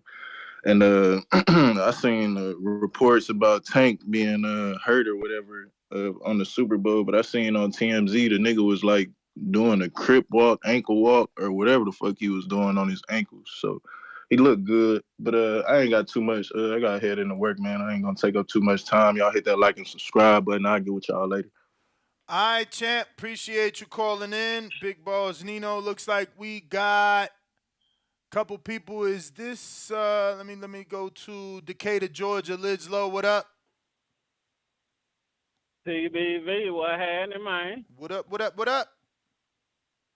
Man, everything, Coach. Danny, how you feeling, man? Man, sensational. Good shit, bro. Good shit. First off, shout out. Y'all said that was Line 6 Reed, right, that came up with that idea? Yeah. I mean, I don't know if he came up with it, but he definitely sparked that shit. Right. I'm giving him credit because it's the first time I'm hearing this shit. So, Line 6 Reed, shout out to you. Oneness. Make sure who that is, Brandon Lenz or Cannabis in the background, whoever chop up y'all shit, make sure y'all put that on the short. You understand? That shit need to be out there. You dig what I'm talking about? Mm-hmm. Second, what are we talking about? The Wilder and the Fury? To be on some real shit, I buy that shit. I watch that shit again, bro. I ain't knocking down boxers that want to fight, bro. So if Wilder say, fuck y'all, I think I could get him one day, well, damn it, keep trying, brother. If Fury want to keep whooping your ass or beating you, you know what I'm saying? Fine, cool beans. But maybe he will pull a win out. I don't know. Fuck. As far as this Tank shit in the wheelchair, Tank, my guy. Ryan, all right, y'all on the verge of fucking up. I'm going to tell you now, if the shit real cool, but if he just Ryan just to be Ryan, like, we don't need none of the extra bullshit, my guy. Keep that, sign them fucking papers and get y'all ass in the ring, bro, because y'all finna be on some Terrence and Spence bullshit. But thanks to Line 6 Reed, I'm kind of back into the Bud and Spencer. If this shit can happen, cool beans. So, Ness, y'all got the voice. Danny, y'all got the fucking ties. Man, y'all shout this shit out. Maybe we can get this shit shaking and get the fucking fight we've been waiting for, even though it still ain't going to be what it was. Shout out to everybody. Shout out to Baldy. I'm out there, count. Y'all stay up, man. We got Mike in New York City, Queens. What up? Hey, yo, Ness, what it do, Slay? Another day, another show. TBV, man. Danny, what up, man? Shout out to my truck drivers, man. Word. Running this tri-state, I-95, word. But, yo, Ness, man, it's disappointing, man, you know. The pain that man Wilder inherits through them 3 fights. You know, I pray for him, man, word. I don't need to see that. We don't need to see that. I respect him. But imagine if he was beating Fury like that. You know? Yo? Nah, we hear you, champ. Yup. We letting you rock out. Yeah, like, come on. This man equilibrium was off. His ears squirting blood. He had a dent on the side of his head. Like, bro, a salute to the captain, man. But we don't need that. We don't need that. We don't need that beating. If he was beating Theory like that, oh, Lord. And, yo, back to this. They're playing with our money, man. They're playing with our money. We supporting these fighters in the fight, but then they laugh at us. We can't see a replay on it. Word. Man, this shit is bullshit, man. It's bullshit, bro. Nah, it's bullshit, man. They treat us like shit. That ain't no joke. And we here rapping about it. What about Errol and Crawford? What about it? It ain't happening, man. I mean, fuck Errol, man. What do you think about I want to fight the man, man. What do you think about our pre-sale idea? Putting it on a website, Showtime.com, and saying, hey, if you really want this fight, we need 250,000 pre-orders at $75, and we'll make this fight in 3 months' time from hitting our goal. That's a great plan. I'm salute. I would pay $100 for that fight. You know what I mean? And that's just me. Just want to see this 147 full belt era. Mm-hmm. It worked $100, and that's no bullshit, man. You know, we need this fight, and that sounds like a great plan. You know, hopefully, you know, Al can hear what you're talking about because you rapping right. You know, but man, you know this shit with Wilder, man. This shit, I can't see him getting beat like that again, man. No, that lucky shot ain't happening with Fury, man. No, man, that shit painful, bro. That shit painful watching that man fall like that, man. Man, listen, man. My son was like looking at me watching this fight. He 13. He looking at me watching this fight like, Dad, he gonna die in that ring. I don't need that, man. We don't need that. Boxing don't need that. You know what I mean? He needs to go and try to tally up with AJ or something, man. Fight right. You know, get your buzz back, man. Get your foot back, man, because that one round shit, you got to go 12 at Theory, man. And he going to fuck you up. You know, but shout out to TBV, man. We're all day. We on the 95 moving, man. We moving out here. Stay safe, champ. Easy players. Yes, sir. Stay safe, and if you don't already have one, head on over to KenichiBear.com and get yourself a set of Hibernation 5 so all my truck drivers stay safe on the road. You can stay in communication with your family. You could take phone calls. It has a detachable mic to make those phone calls even clearer. A lot of our truck drivers use those to call in, and you see the audio quality is magnificent. We ain't just pushing this product for no reason. We have a lot of community members that use them. We have a lot of fighters that use them. Shout out to Shadeja Green, just got her set, and she loves them. Now her wife is upset. She wants a set. She feels like she's tuned out. So shout out to KenichiBear.com. Use the code TBV to save you a bunch of money when you buying these sets of headphones. We're going to keep these phone lines moving. Looks like we got callers on Discord. BK, stand up. King Born, what it do? Hey, yo, y'all hear me, right? We hear you. Hey, listen, man. Hey, yo, Mike. Hey, yo, Mike from Queens. Peace, peace, peace. You heard? Like I said, man, yo, try to link up with me because you fucking with 95. I'll be home the end of March, and I'm trying to get a job where I'm doing regional. Listen, TBV, live chat, love y'all, my comrades, TBV comrades. Let's get to the shit. I got 3 points. Number 1, Tank. Yo, you can call Tank, Drake, a boxing, wheelchair Jimmy, the fake out, the ultimate fake out. Look how he move his ankles. He got loose ankles and shit, yo. Look like he was dancing doing that shit. So that wheelchair shit is bullshit, you heard? Listen, man, Let's keep it real. This wild shit is going to be very interesting. All my gods and earths, if y'all do the knowledge, y'all know it's knowledge and wisdom. It's 4 fights divided by 2. That means Wilder going to have the wisdom to beat Fury finally. I think the 4th fight, if we get this shit, is going to be the best fight of all, because I think Wilder going to get 2 knockdowns. Fury going to get 2 knockdowns, and Wilder's going to hit him with some shit that y'all never seen before to finally put the giant there. The giant there. Listen, all my TBV universe, all my callers, right? Coach JT, King Born, call back in, brother. You sound like you went through some BS. Coach JT, talk to me. Yo, can you hear me? I hear you. Yeah, what up, Ness? What up, Danny? What up, everybody? Nah, man, I wouldn't mind seeing a fight again. What people fail to realize when I hear these callers calling, they talking about they don't want to see that fight again. But you gotta realize, I mean, Deontay Wilder has a strong chance on beating Fury.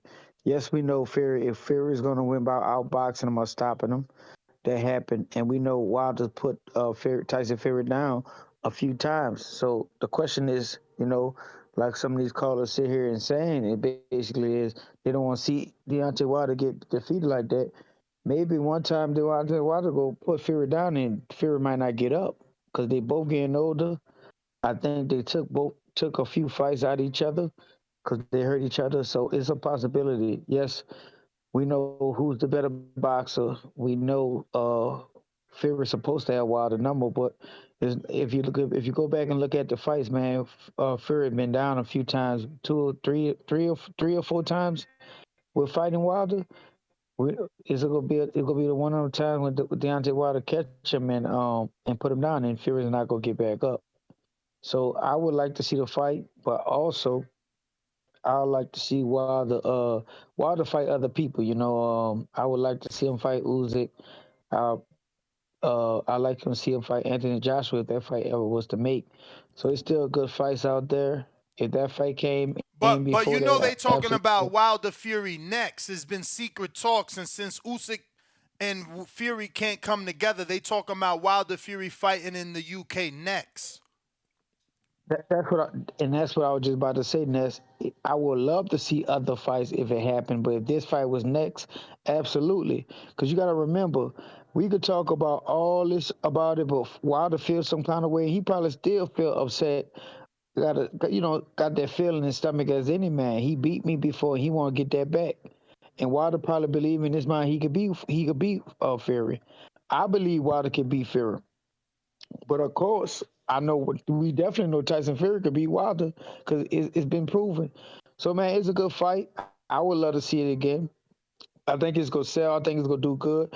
It's gonna be an action-packed fight, no matter the outcome of it again. But that's what you gotta. That's what you gotta look at. Fury's been put down a few times by Wilder.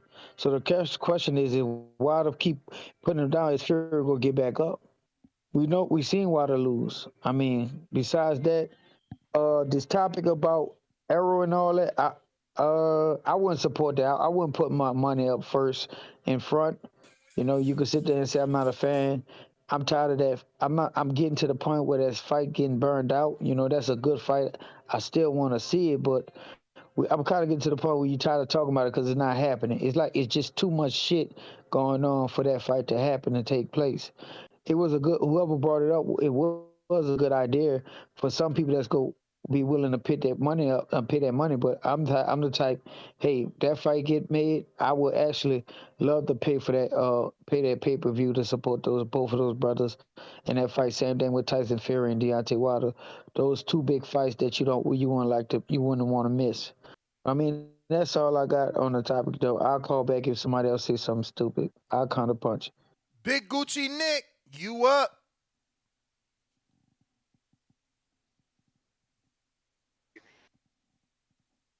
Shout out TBV. Everybody smash that like, subscribe, man. You know what it is. Coach JT, shout out you. I know you're a bud tender and all that, but you making points. Um, yeah, man. Listen, I feel like I want to see that Wilder and Fury 4 next, man. Listen, these guys ain't getting any younger, and the quicker we see it, the closer they are to their primes. You know what I mean? Um, Imagine Wilder knocks him out. Wilder, why not have the best chance of beating Fury? You know, fight Fury again. You know what I mean? Who else has a better chance to beat Fury than Wilder? I mean, maybe Usyk, but like there's Usyk, gonna be a Joyce, Wilder. Usyk, Joyce, Wilder. Those guys are probably the guys that most have an opportunity at beating Fury. Yeah, but Fury got it all, man. Joyce, he's got that crazy jab and fundamentals and size, but like he doesn't have the skill set, man. He don't got that crazy skill set. Usyk's a little bit smaller, and Usyk and AJ was okay, and Usyk and that other big dude, I forgot Spoon something he fought. That Weatherspoon. was a big Witherspoon was he was big, but he wasn't skilled. AJ was big and kind of skilled, but like he didn't have that defense. He didn't move his head. Fury's got everything, man. And with that size discrepancy, using all the advantages he has, I don't think Usyk has a chance. But Wilder, he has proven that power is like extremely reliable, man. Up until the 12th round, that power is reliable, man. I wouldn't mind seeing that fight as soon as possible because, like I said, man, these guys are as close to their primes right now as they are. And as time moves on, man, like I said, they're getting older and further away from their prime. So I'd love to see this. Could you imagine he beats Fury and it's Wilder and Usyk for undisputed? That'd be crazy. That'd Yeah. be crazy, I man. mean, Usyk could But always that's offer Wilder a shot for the unified belt since he can't, come to an agreement with Fury. That's the thing, though, man. If you can't come to an agreement for undisputed with Fury, how are you gonna come to an agreement with Wilder? I don't see that happening. Nah, I hear you, You know what I man. mean? Me wishfully thinking because then it would make that fourth fight mean a little bit more. Yeah, no, I hear you. That would make that fourth fight fucking definitely the biggest fight in the last decade for sure. Heavyweight undisputed, hell yeah. With those two guys for a fourth fight, because we know what we saw the first three, and for undisputed, that would be the biggest fight in the last decade, undeniably, man, for sure. But yeah, Ness, keep up the great work, man. Shout out to you. Like I said, everybody smash that like and subscribe. I'll catch you on the next one, brother. All right, brother. Appreciate you calling in. We got a lot of callers on the line. Don't go nowhere. We coming right to you in the 480. Ronnie, what up?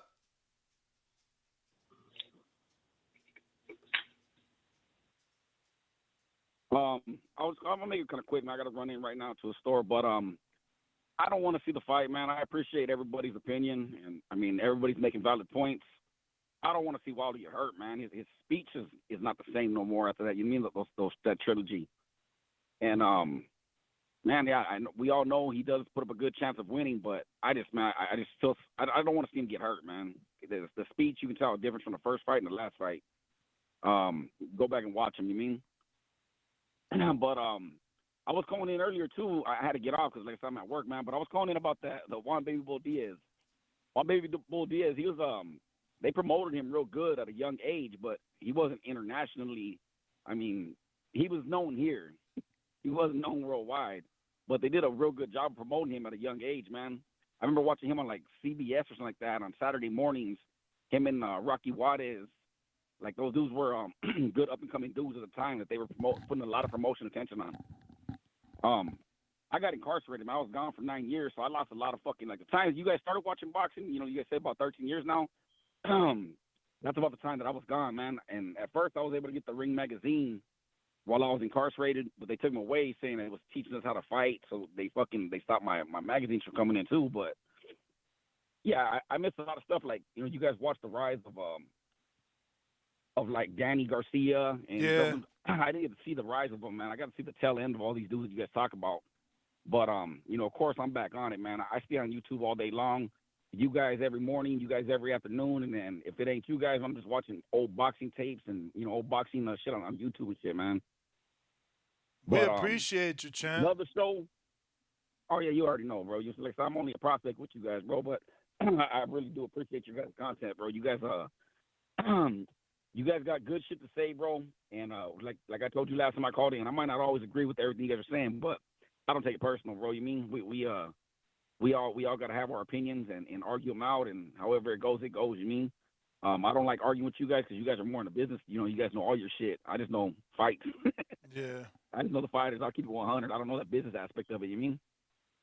For sure. But, hey, thank you guys for the show. Love the show. Hit the like, subscribe. You guys have a good day, man. Thank you, champ. Thank you, man, for the kind words as well. We do appreciate it, and we were glad you're tuning in. We're going out to what looks like possibly Florida in the 954. We got Rocky. What up?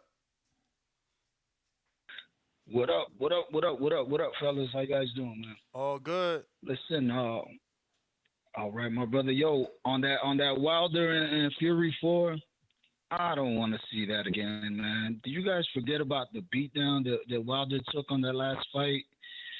I'm not saying, like they say never say never. I'm not saying that I wouldn't be interested in seeing that fight again, but Wilder got to prove something. I mean, it's got to be like a crazy storyline where like Fury goes in there, fights Joe Joyce, or fights Usyk, loses. Wilder comes in, knocks one of those dudes out. Then we got a fourth fight. But right now, next, I'd rather see Wilder fight Ngannou if he's going to do something like that, because that's what it is to me, like a one-sided freak show. I mean, if he's not going in there with Andy Ruiz or Frank Sanchez, then come on, guys. You guys, did you forget about, like, the beating that he took? I don't want to see that again, man. So that's it. I just wanted to weigh in on that. And as far as Tank Davis, I don't know, man. Maybe that whole thing was on purpose, like a marketing thing. He's faking an ankle injury to get us talking about it during the Super Bowl.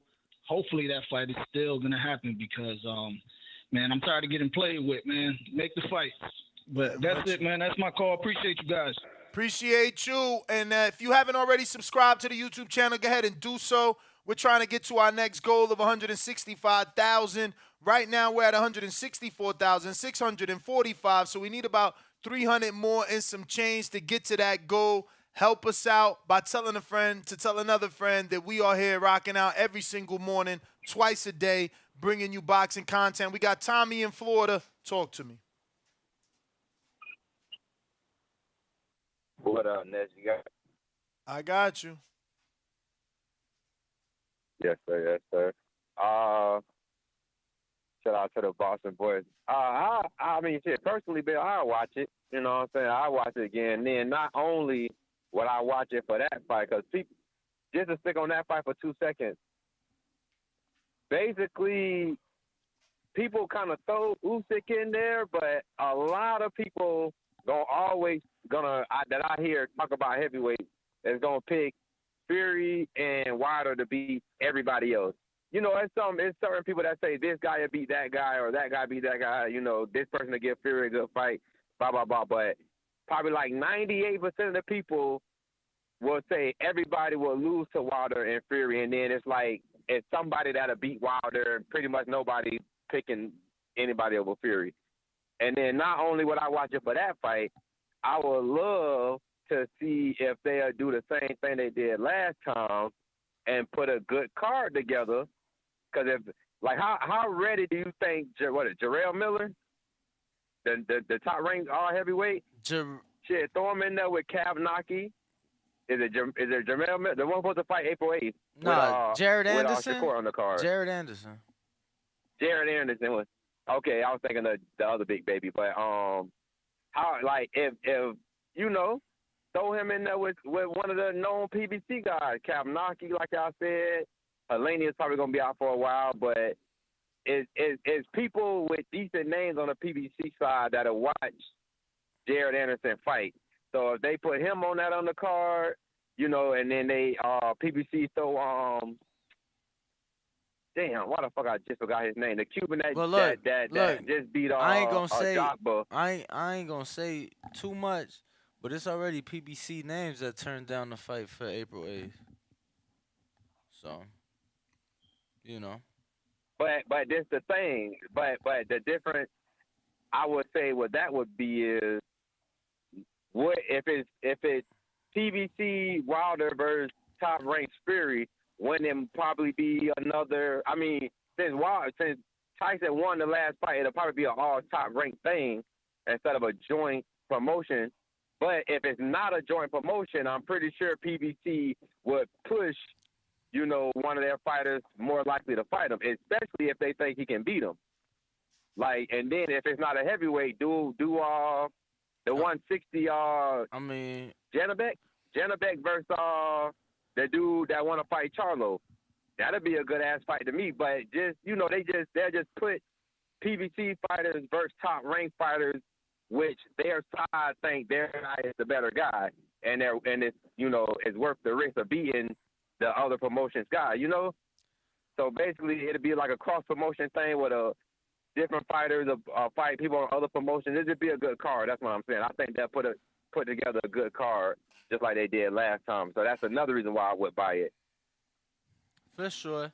Yeah, But I mean, if it's a joint promotion, that's my take on it. if it's a joint promotion, there's definitely fights that can be made that would help make it bigger. I just feel like the main event in itself has to be pretty big. And I don't know how many people, I mean, I personally wouldn't mind it if Wilder were to get at least one more win and look good and have a proper training camp. Like, yo, he went into the second one quick as hell, like fought Thanksgiving weekend and then turned around in February. Like, that was rather quick in my opinion. So do me a favor before you cut me. For everybody else who calls in, right, and say no to the fight, tell them to give you an opponent for Fury other than Usyk. That like Ness said, that'll push him because he gets pushed. He gets pushed versus Wilder. Joe Joyce. I think even Joshua could push him. And Jared Anderson.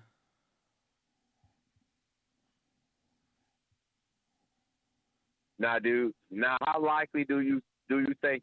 What's the likelihood that Jared Anderson, Joshua, or George probably the highest chance can fight? You breaking up, champ. You breaking up. It is being reported by Frank Warren, who is the co-promoter of Tyson Fury. This morning, he told Talk Sports that the secret talks that have been taking place for Tyson and Wilder happening next, he insists he's denying those rumors and insists that they're focusing on making Usyk versus Fury next. I don't know if I believe that. Where there's smoke, there's certainly fire.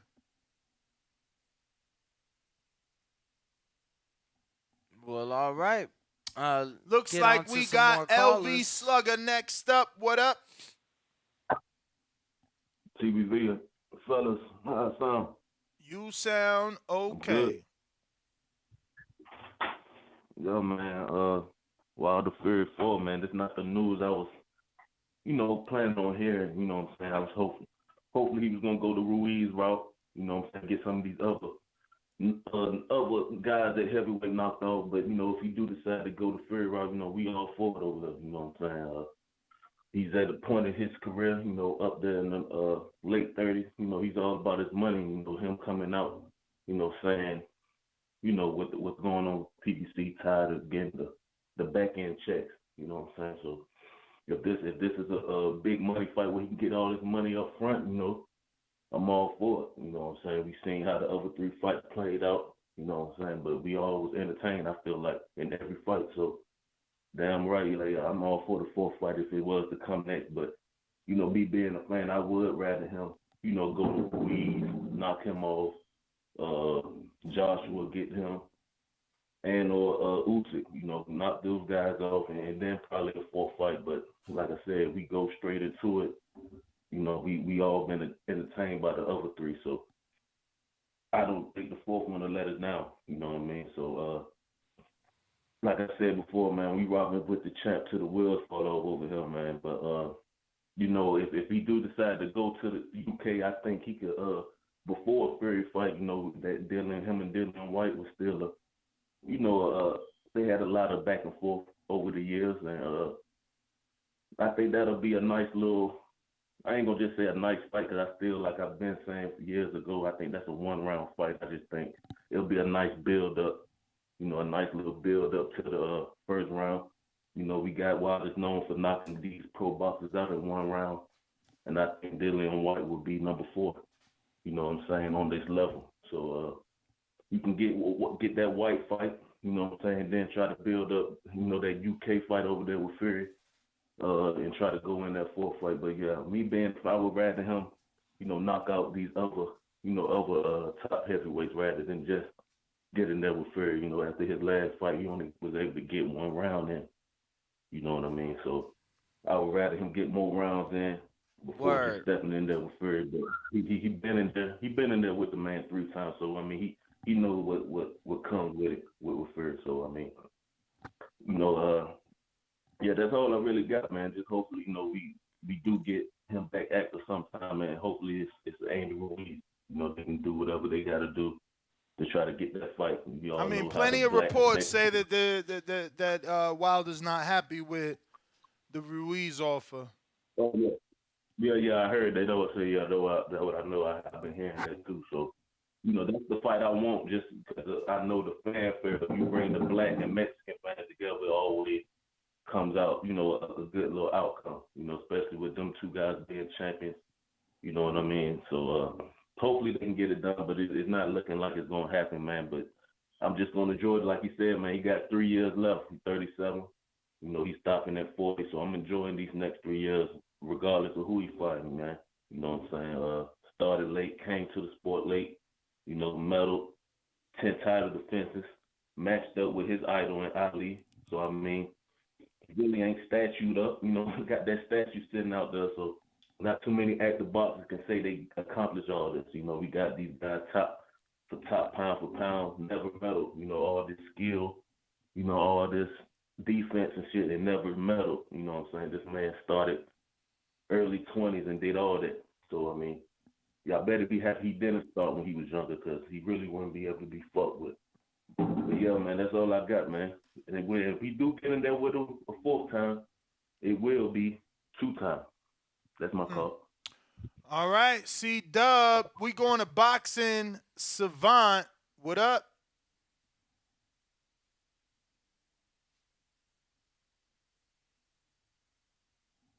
Boxing Savant. Matthew, are you there? Hello, can you hear me? We hear you. Shout out to TVV. Wilder wants to stay away from that smoke, man, because, Fury's just going to hurt him again. I don't think Wilder even deserves that shot, to be fair. I mean, Wilder should first admit all the bullshit he said and all the lies he told about Tyson Fury. Then maybe Fury can give him a shot. I think we should focus more on getting Usyk to, come to terms and admit that he's not a 50-50 fighter. He needs to come to some kind of terms with Frank Warren, accept a realistic deal in London and get that fight on. I find Wilder fighting Fury next unlikely. I think they all want Ngannou. It's a much easier fight. You take less punishment and probably get paid the same money. But Ness, what do you think about Usyk's promoter saying, "Oh, I demand 50% of this purse in London"? Do you think that's fair? I mean, I'm pretty sure AJ was getting 50. AJ was getting 40%. So AJ didn't give Usyk 50%. What A side gives the B side 50%? Wilder. Wilder took 60%. Not in the second fight. You said the other day 60-40. Wilder got 60-40. In the first fight. Then when Fury won, he got the lead. Yeah, but that was 2 A sides because Fury had been built up. I mean, So Usyk Fury has was more arguing for the A belts. side. Usyk has more. Why does the argument for Why does the AJ not belts work? matter? How does the belts matter when I Usyk's mean, never that was the sold it? argument you had for AJ, and that's the reason he was the A side. Bro, Tank ain't giving Ryan Garcia no 50%. Again, So I don't. Tank don't got 4 belts, Usyk can man. walk away from that fight if he wants. Brian ain't We got no don't. leverage. Tank ain't got 4 Usyk belts. or Ryan ain't got 4 Usyk's belts. got no leverage because if Usyk doesn't get this fight, he has to fight Daniel Dubois next. How much is he gonna get for that fight? But then after he beats Dubois, he'll be available. No, he won't, because then he has to fight Joe Joyce and Hrgovic. He's going to be locked up in mandatories for about 12 months, mate, if he doesn't take this fight now. Yeah, I mean, I don't think he should take it for any less. He's got all the belts. He No, he's did the got 3 job. belts, and he How only much you beat think? one Hold on. person. I mean, no, I definitely see the argument for Fury getting more, but how much? What? Absolutely. I say 60-40 or 65-35. Yeah, I don't know. I think 60-40. I think 60-40. You know what I'm Because saying? at the end of the day, it's not like Usyk collects all them belts. Usyk beat one man to get them belts. It don't Fury matter. He beat the man. He beat the man. AJ was never the man. Wilder was the man. Man, get the fuck out What of are we here, bro. talking about? You're bullshitting. What, you whiling. You whiling. You're bullshitting. Bro, so that's what I'm saying. Why does the story change for certain individuals? Like, Earl did all the heavy lifting. Changed, bro. Earl did all the heavy lifting. On that Ring Magazine belt round Usyk's waist, Fury gave that to him. So he should say thanks for that belt. You know, when he sees him in London, say, nice one for that, mate. Appreciate you giving me that belt. I mean, Earl did all the heavy lifting in one argument. AJ did no heavy lifting in this argument. Yeah, but Errol Spence never gave Bud Crawford no 60% to this day. You're right. But Mayweather- Earl Mayweather Spence, never gave Earl Pacquiao no Spence, 60%. according to the fans, is entitled to more because he got the belts. But you don't let that argument work for Fury. You know what the problem for is? If you Usyk. look at the leverage, Fury can go and earn this kind of money with someone else, put him on an 80-20, because let's be honest, Fury don't care about the fucking legacy. So what are you saying? So Wilder can't do an American pay-per-view for 3 belts with Usyk? What are you talking about, bro? Wilder versus Usyk. I think Usyk will knock him Wilder out. And that's but Usyk, fine. I told you, Usyk's tied Ain't up for nobody 12 talking months. about the winner. Ain't nobody talking about the winner. All we talking about is don't act like Usyk can't offer Wilder a shot for American pay-per-view. He can't because he's got mandatories. Bruh, he ain't got no mandatories right now, and they trying to let him fight motherfucking Fury. Only because it's undisputed. But if he fought Wilder, it wouldn't be undisputed. Yeah, it would only be 3 belts. Okay. I think the I heard- IBF just actually ordered I heard of today. something called step aside. Yeah. Yeah. But I'm pretty sure the IBF Frank might have Warren's ordered not today. going to let that go. Frank Warren's got the IBF keys. ordered ordered Hrgovic and Ruiz. Oh, we ain't see shit about that yet. Hrgovic, yeah, you right. WBO made Joyce an interim champ. In your fantasy world, I hope it comes true. Mhm. I hope Usyk goes and fights Wilder. I'm the one living in the fantasy Usyk world, can come but back and earn his 50%. How about that? I'm in the fantasy world, but Joe Joyce has been elevated to interim. He ain't get no mandatory shot. Hrgovic has been sitting on the shelf waiting on a shot, and he got ordered to fight Ruiz. I mean, I don't know what you're talking about, bro. Those names you speak of, they never get in a shot because they don't make money. Oh, they're all Joe Joyce is the mandatory, so is Hrgovic. and Joe so Joyce is got a the- fight from what I heard, right? Don't he got a Yeah, fight he's gonna schedule? bang out. Okay, then the Big Zhang will be the mandatory if he Alright. wins, which he won't. Which he won't. Again, name a time when a person had a fight and immediately next they was the mandatory. It just don't happen the way you speaking, bro. Bro, this shit's been being taken care of for the past 12 months. If it's been taken care of, why is Hrgovic fighting a dude coming off a loss? Because they're gonna stay Excuse me, active. excuse They me, don't- they don't Joyce. have to. You see, fighters don't have to become the mandatory and then just halt their entire careers. Okay, Do you know what I mean? brother. Just halt your entire career until you get your shot. You right. Anyway, peace. Peace.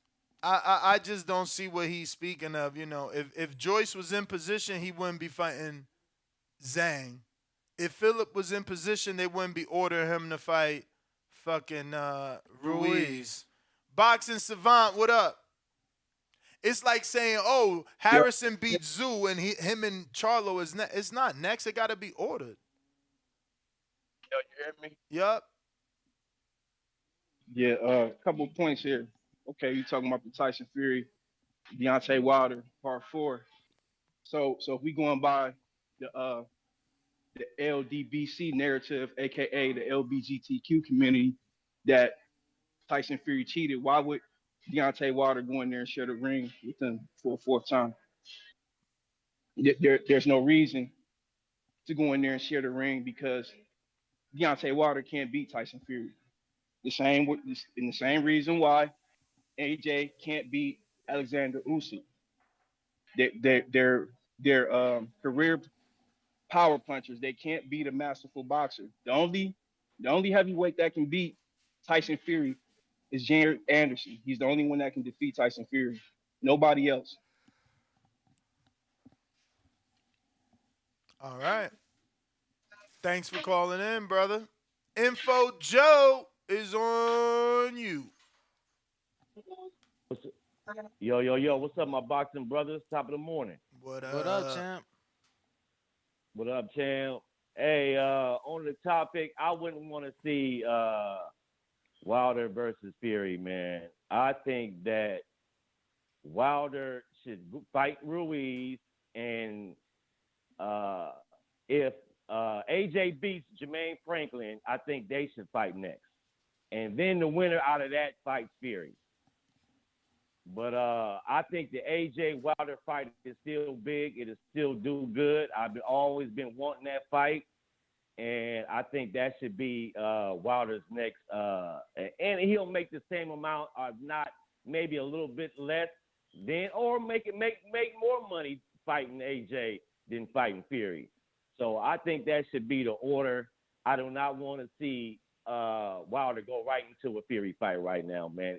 It's pointless. It needs to build up, and I think that'll be a big build up for whoever wins out of AJ and Wilder fights Fury, man. But I think AJ and Wilder is a big fight. I think it'll sell either or America, or I wouldn't even mind Wilder going to the UK and doing that shit, or make it in Africa, man. I would like to see AJ and Wilder in Africa somewhere, man. That should be nostalgia, like what was that? The Rumble in the Jungle type shit like that. Maybe have it in Nigeria or something like that, man. Ghana or something, man. But I think that's a big fight, man. It's still, I think the shit talking, it got a big history. You know what I'm saying? Y'all, would you still want to see that fight, AJ and Wilder? Hell yeah. Yep. Yeah, no doubt, man. So, but the Fury and Wilder right now, it needs a bit build up, man. We've seen it 3 times. Until they both, until Wilder gets on a good winning streak again, get confidence booster, then we'll see it again. But as of right now, hell no. But that's all I got. For the best boxing news, breakdown, and previews, TBV, subscribe, hit them thumbs up, stop shoplifting. These dudes is doing pound for pound work. I'm out, my brothers. Peace. And Joe, we appreciate you. And if you haven't already subscribed, go ahead and do so. Help us get to that next goal. We got DOG. Smash that like button while you at it. DOG215 coming from the UK with the $2 pound says Dr. Usama is why Fury won. Ben's doctor. Okay. Mad Bet 100 $5 super chat says I agree with CYP. Tank will get well. Ryan needs some rest. And looks like we got another super chat just came in. From who could That it be? is... $1 Trillion Dreams. $5 says Wilder needs to fight Ruiz, Joshua, and then fight the winner of Usyk versus Fury. I love Wilder, but he got to earn a shot at the champ. I'll watch it if next. And Nick, are you up?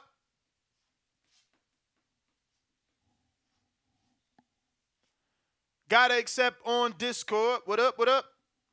Hey, how's it going? Straight. Hey, yeah, I think only like Wilder fans are interested in that fourth fight because I think like most boxing fans deem it as unnecessary.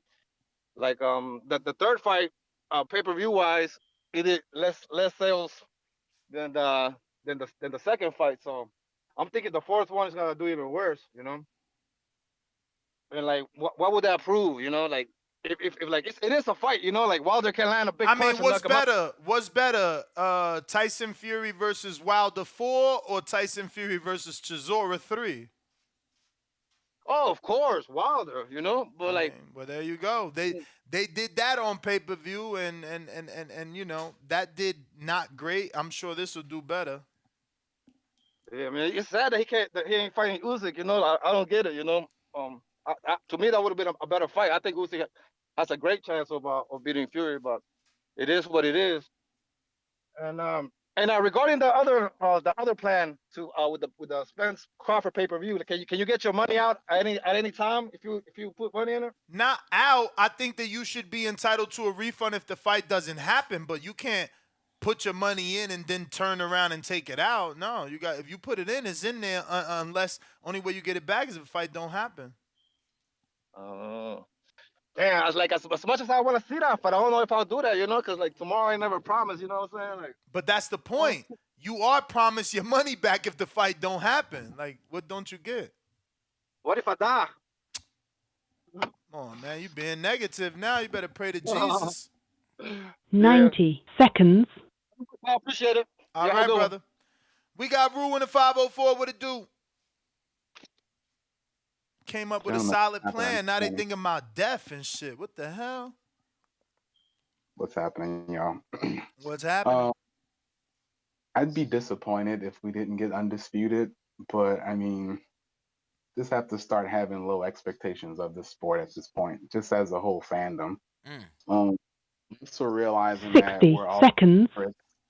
And there's fights that we're not interested in, but we still find ourselves in front of something watching it, some people paying for it. It's just, as a Usyk fan, I really wanted that undisputed, but again, trying to keep perspective that if it didn't happen, try not to get too disappointed or surprised because this sport stinks.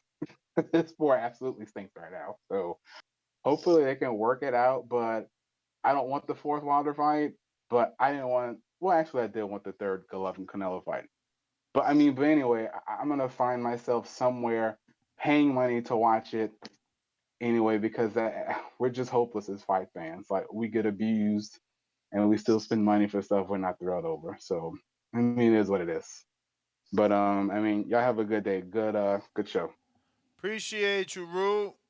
Thank you for always dropping the questions to our guests and continuing to be a Patreon. King Born, trying you again. If you're on Blog Talk, go ahead and press 1 time. That's going to indicate to us that you're ready to rock and roll and you're trying to talk on the show.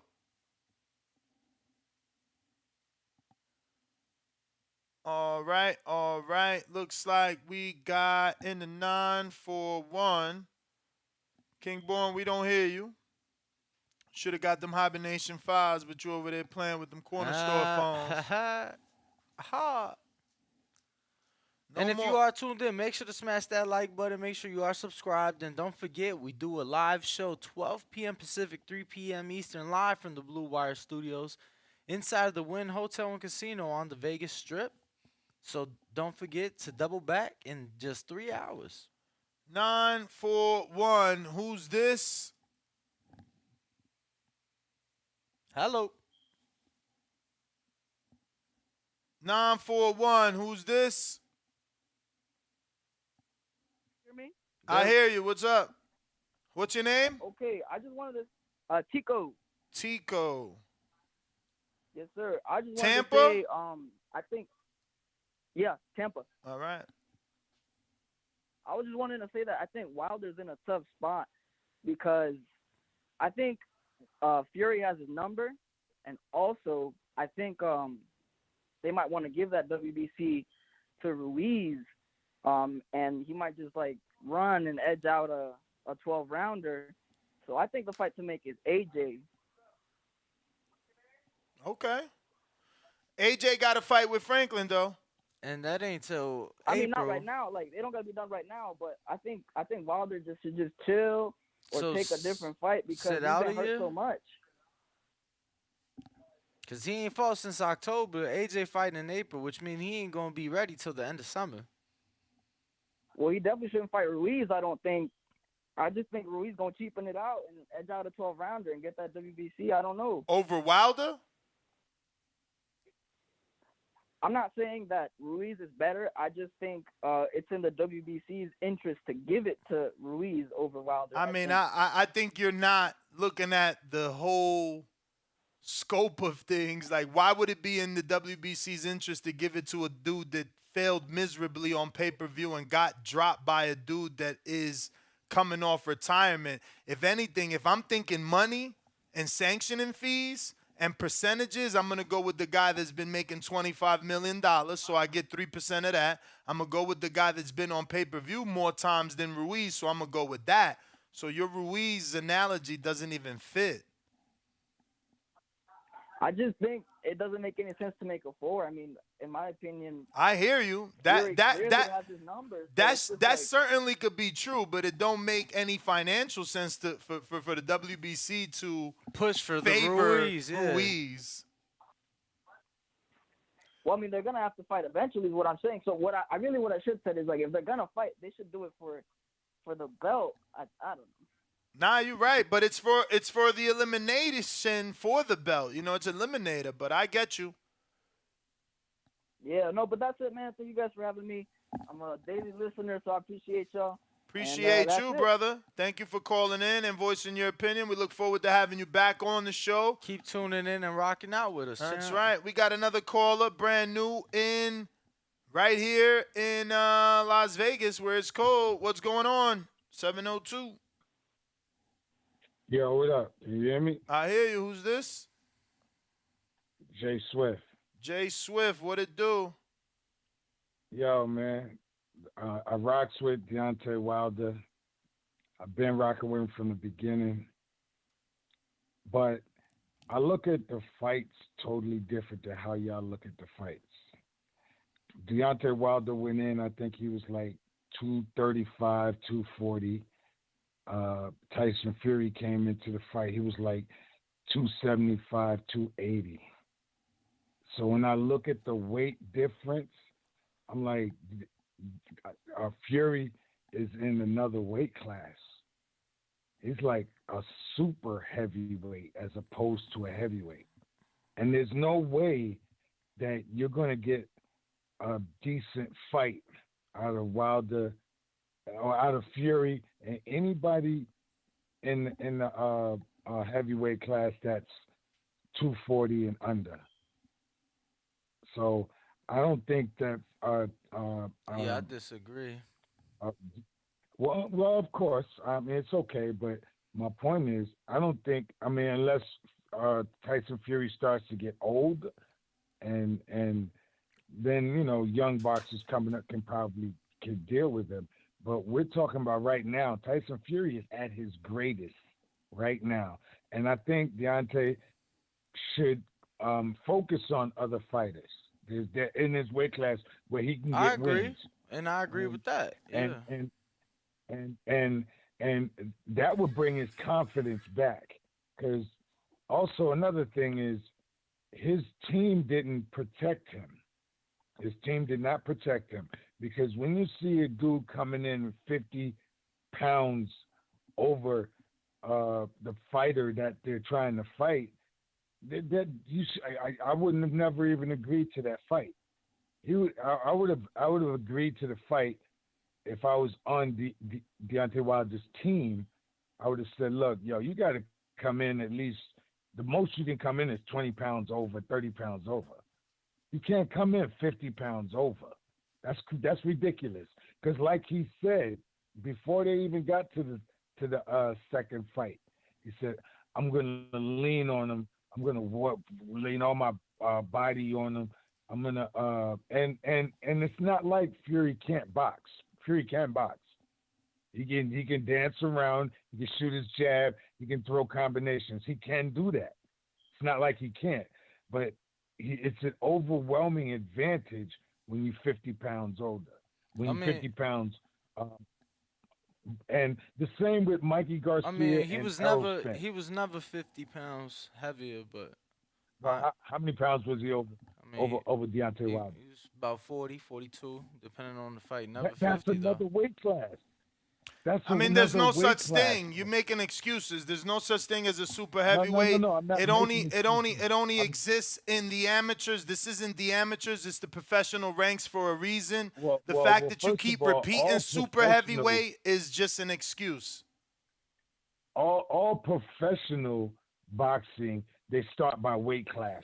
So when Mikey Garcia comes up from 135 and fights Errol Spence at 147, that's a weight class change. Yeah, the heavyweight division doesn't have that's that. So only you I understand. preferencing everything I doesn't make understand. any sense. Like it doesn't No, matter it what does the make smaller sense. people It's did. just There is no nobody has limit thought for of the it. heavyweight division. No, I understand what you're saying. If I'm you not think disputing Wilder is that. I'm not arguing. small, if you think Wilder is small, the WBC created a bridgerweight. So tell him to go down. Don't try to put Fury in a different division. No. Fury is the only one that's up there 275, 280. That's not true. That's not true. 290. You're not Who watching else enough is up boxing. there? I mean, have you looked at Zhang, the Chinese heavyweight? Yeah, okay. So you got two people up there. I mean, there's more than Let two. them fight each other. Again, you just don't Let them know. fight each other. You just don't know. Well, I'm not saying I know everything. Then you're saying. I told you when I first came on. Then Hold you're on. saying Joe Joyce just jumped on When the I scale first came yesterday. on, He I was said, 268. I'm a Wilder fan. Joe Joyce jumped when I on the first- scale yesterday. He's 268. That's not the same as 275, 280, Man, 290. knock it off, Not the brother. same. Knock the it fuck? off, man. Bro, It's not the same, though. hey, look, there's a thing. I mean, that's look, just a theory that I have. I can, you know, I'm a journalist. Like I write articles, so I think outside the box. I'm not saying that everything I say is facts or fiction. It's a theory that I have.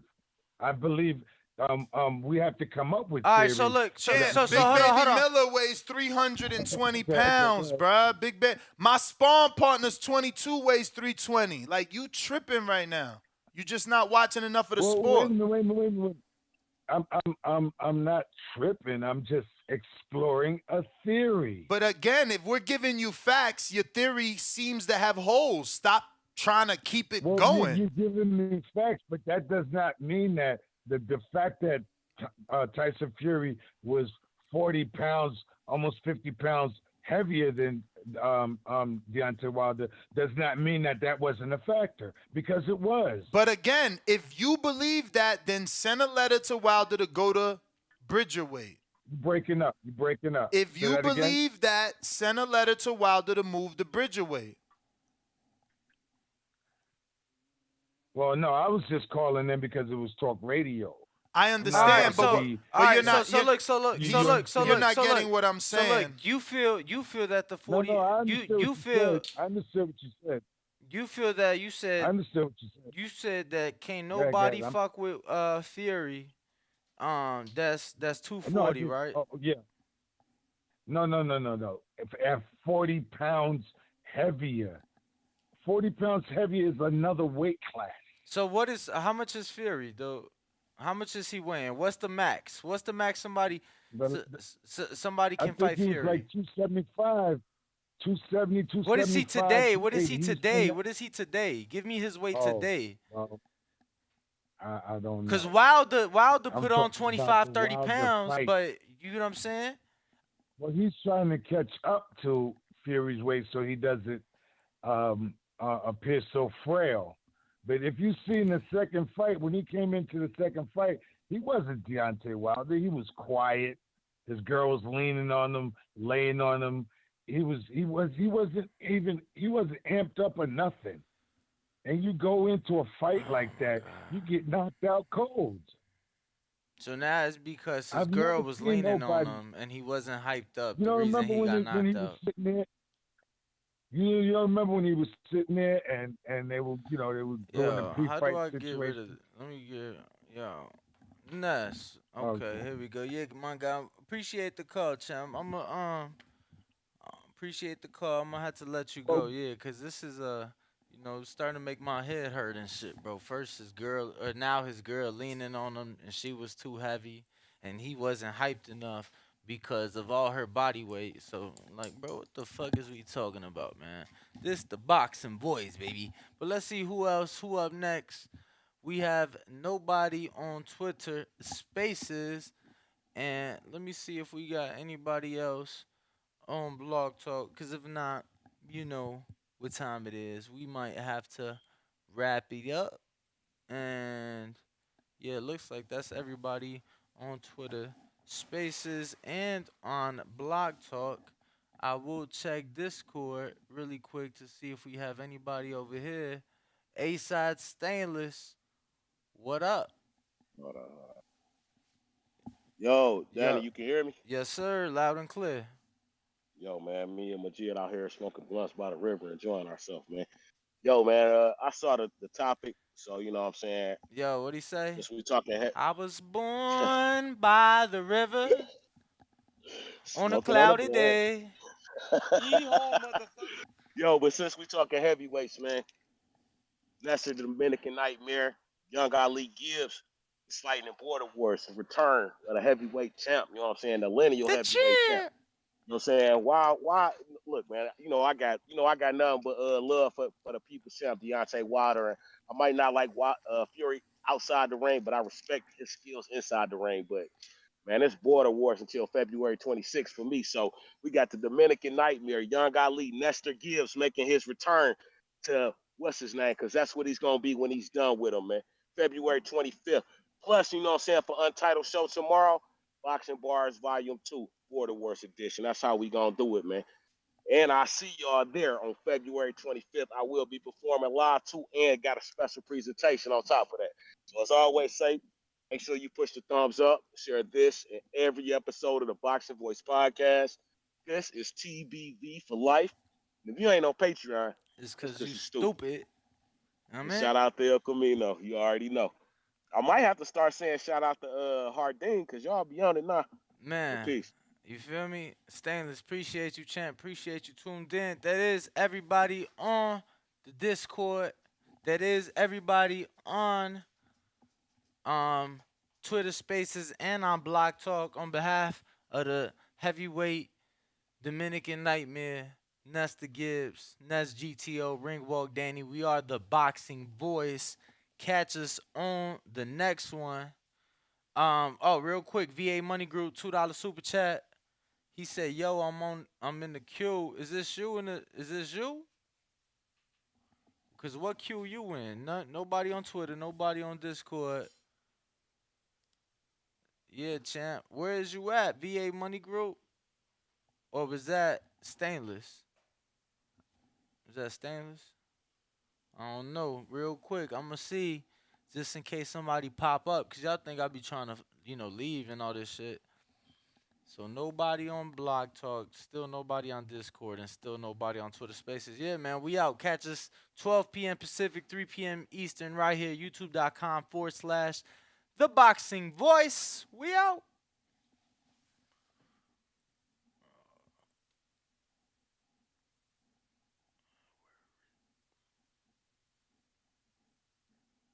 If I could find the thing, we'll be out. But if not, then you guys can call in.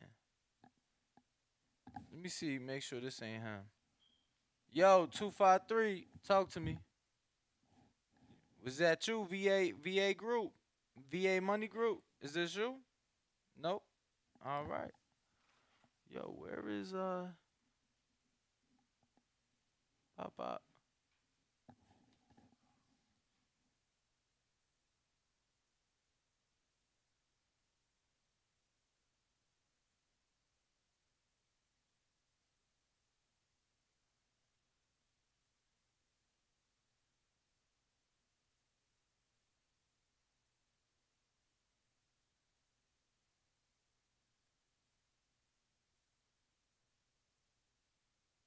Yo, this is ridiculous. I dead ass cannot find the it won't end. This is all right. So we're gonna keep rocking out until all right, we got somebody. Who we got? Cat B, talk to me till we able to figure this out. Yo, we got Cappy Cool 84, talk to me. You gotta unmute on Twitter Spaces. Gotta unmute. What's going on? What's going on? What up, champ? Talk to me. What's going on? Nah, I'm glad y'all talking about heavyweights, man. Yeah, kind of like what you was talking about, what Ness was talking about earlier, man. Like they making a lot of excuses for Wilder. It was too small for the weight division. I mean, that's why WBC made the Bridgerweight. If you feel like he's too small, like they talking about how Tyson Fury had 50, 60 pounds on my man's, He only but had then look. when He only had 40 something. And look, what the guy is saying, is ridiculous because you gotta yeah, understand. absolutely, You gotta understand who he had helping him get ready for that fight. He had a yeah, Jared Anderson 20-year-old who was, guess what, 40 pounds lighter. So mm-hmm. at the end of the day, it's like, yo, if you like that, you like that. Sometimes you just got motherfuckers' numbers. You think that was the first time Wilder fought somebody that was fatter than him or heavier than him? What the fuck we talking about? Yeah, I was just about to say that shit. That's why I feel like that number 4 doesn't make no sense. Like, not one time was that fight competitive besides the first fight. The second and third fight, I mean, even in the first fight, Tyson Fury was beating the bricks off of Wilder. And then he just got lucky with those knockdowns. So, I mean, that fourth fight doesn't make sense. Maybe financially, because people are hoping, Wilder got a big backing.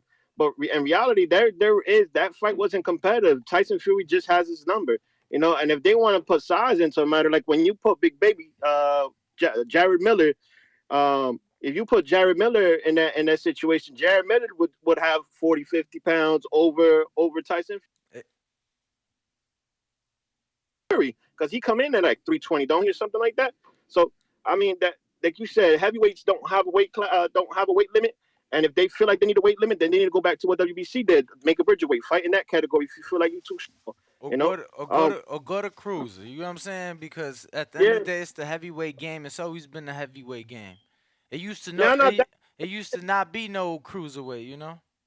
exactly. And not only that, but Deontay Wilder can get down to Bridgerweight, and he can't even get to cruiserweight because I think he came in one time 214 for one fight, if I'm not mistaken. 212. 212. Yeah.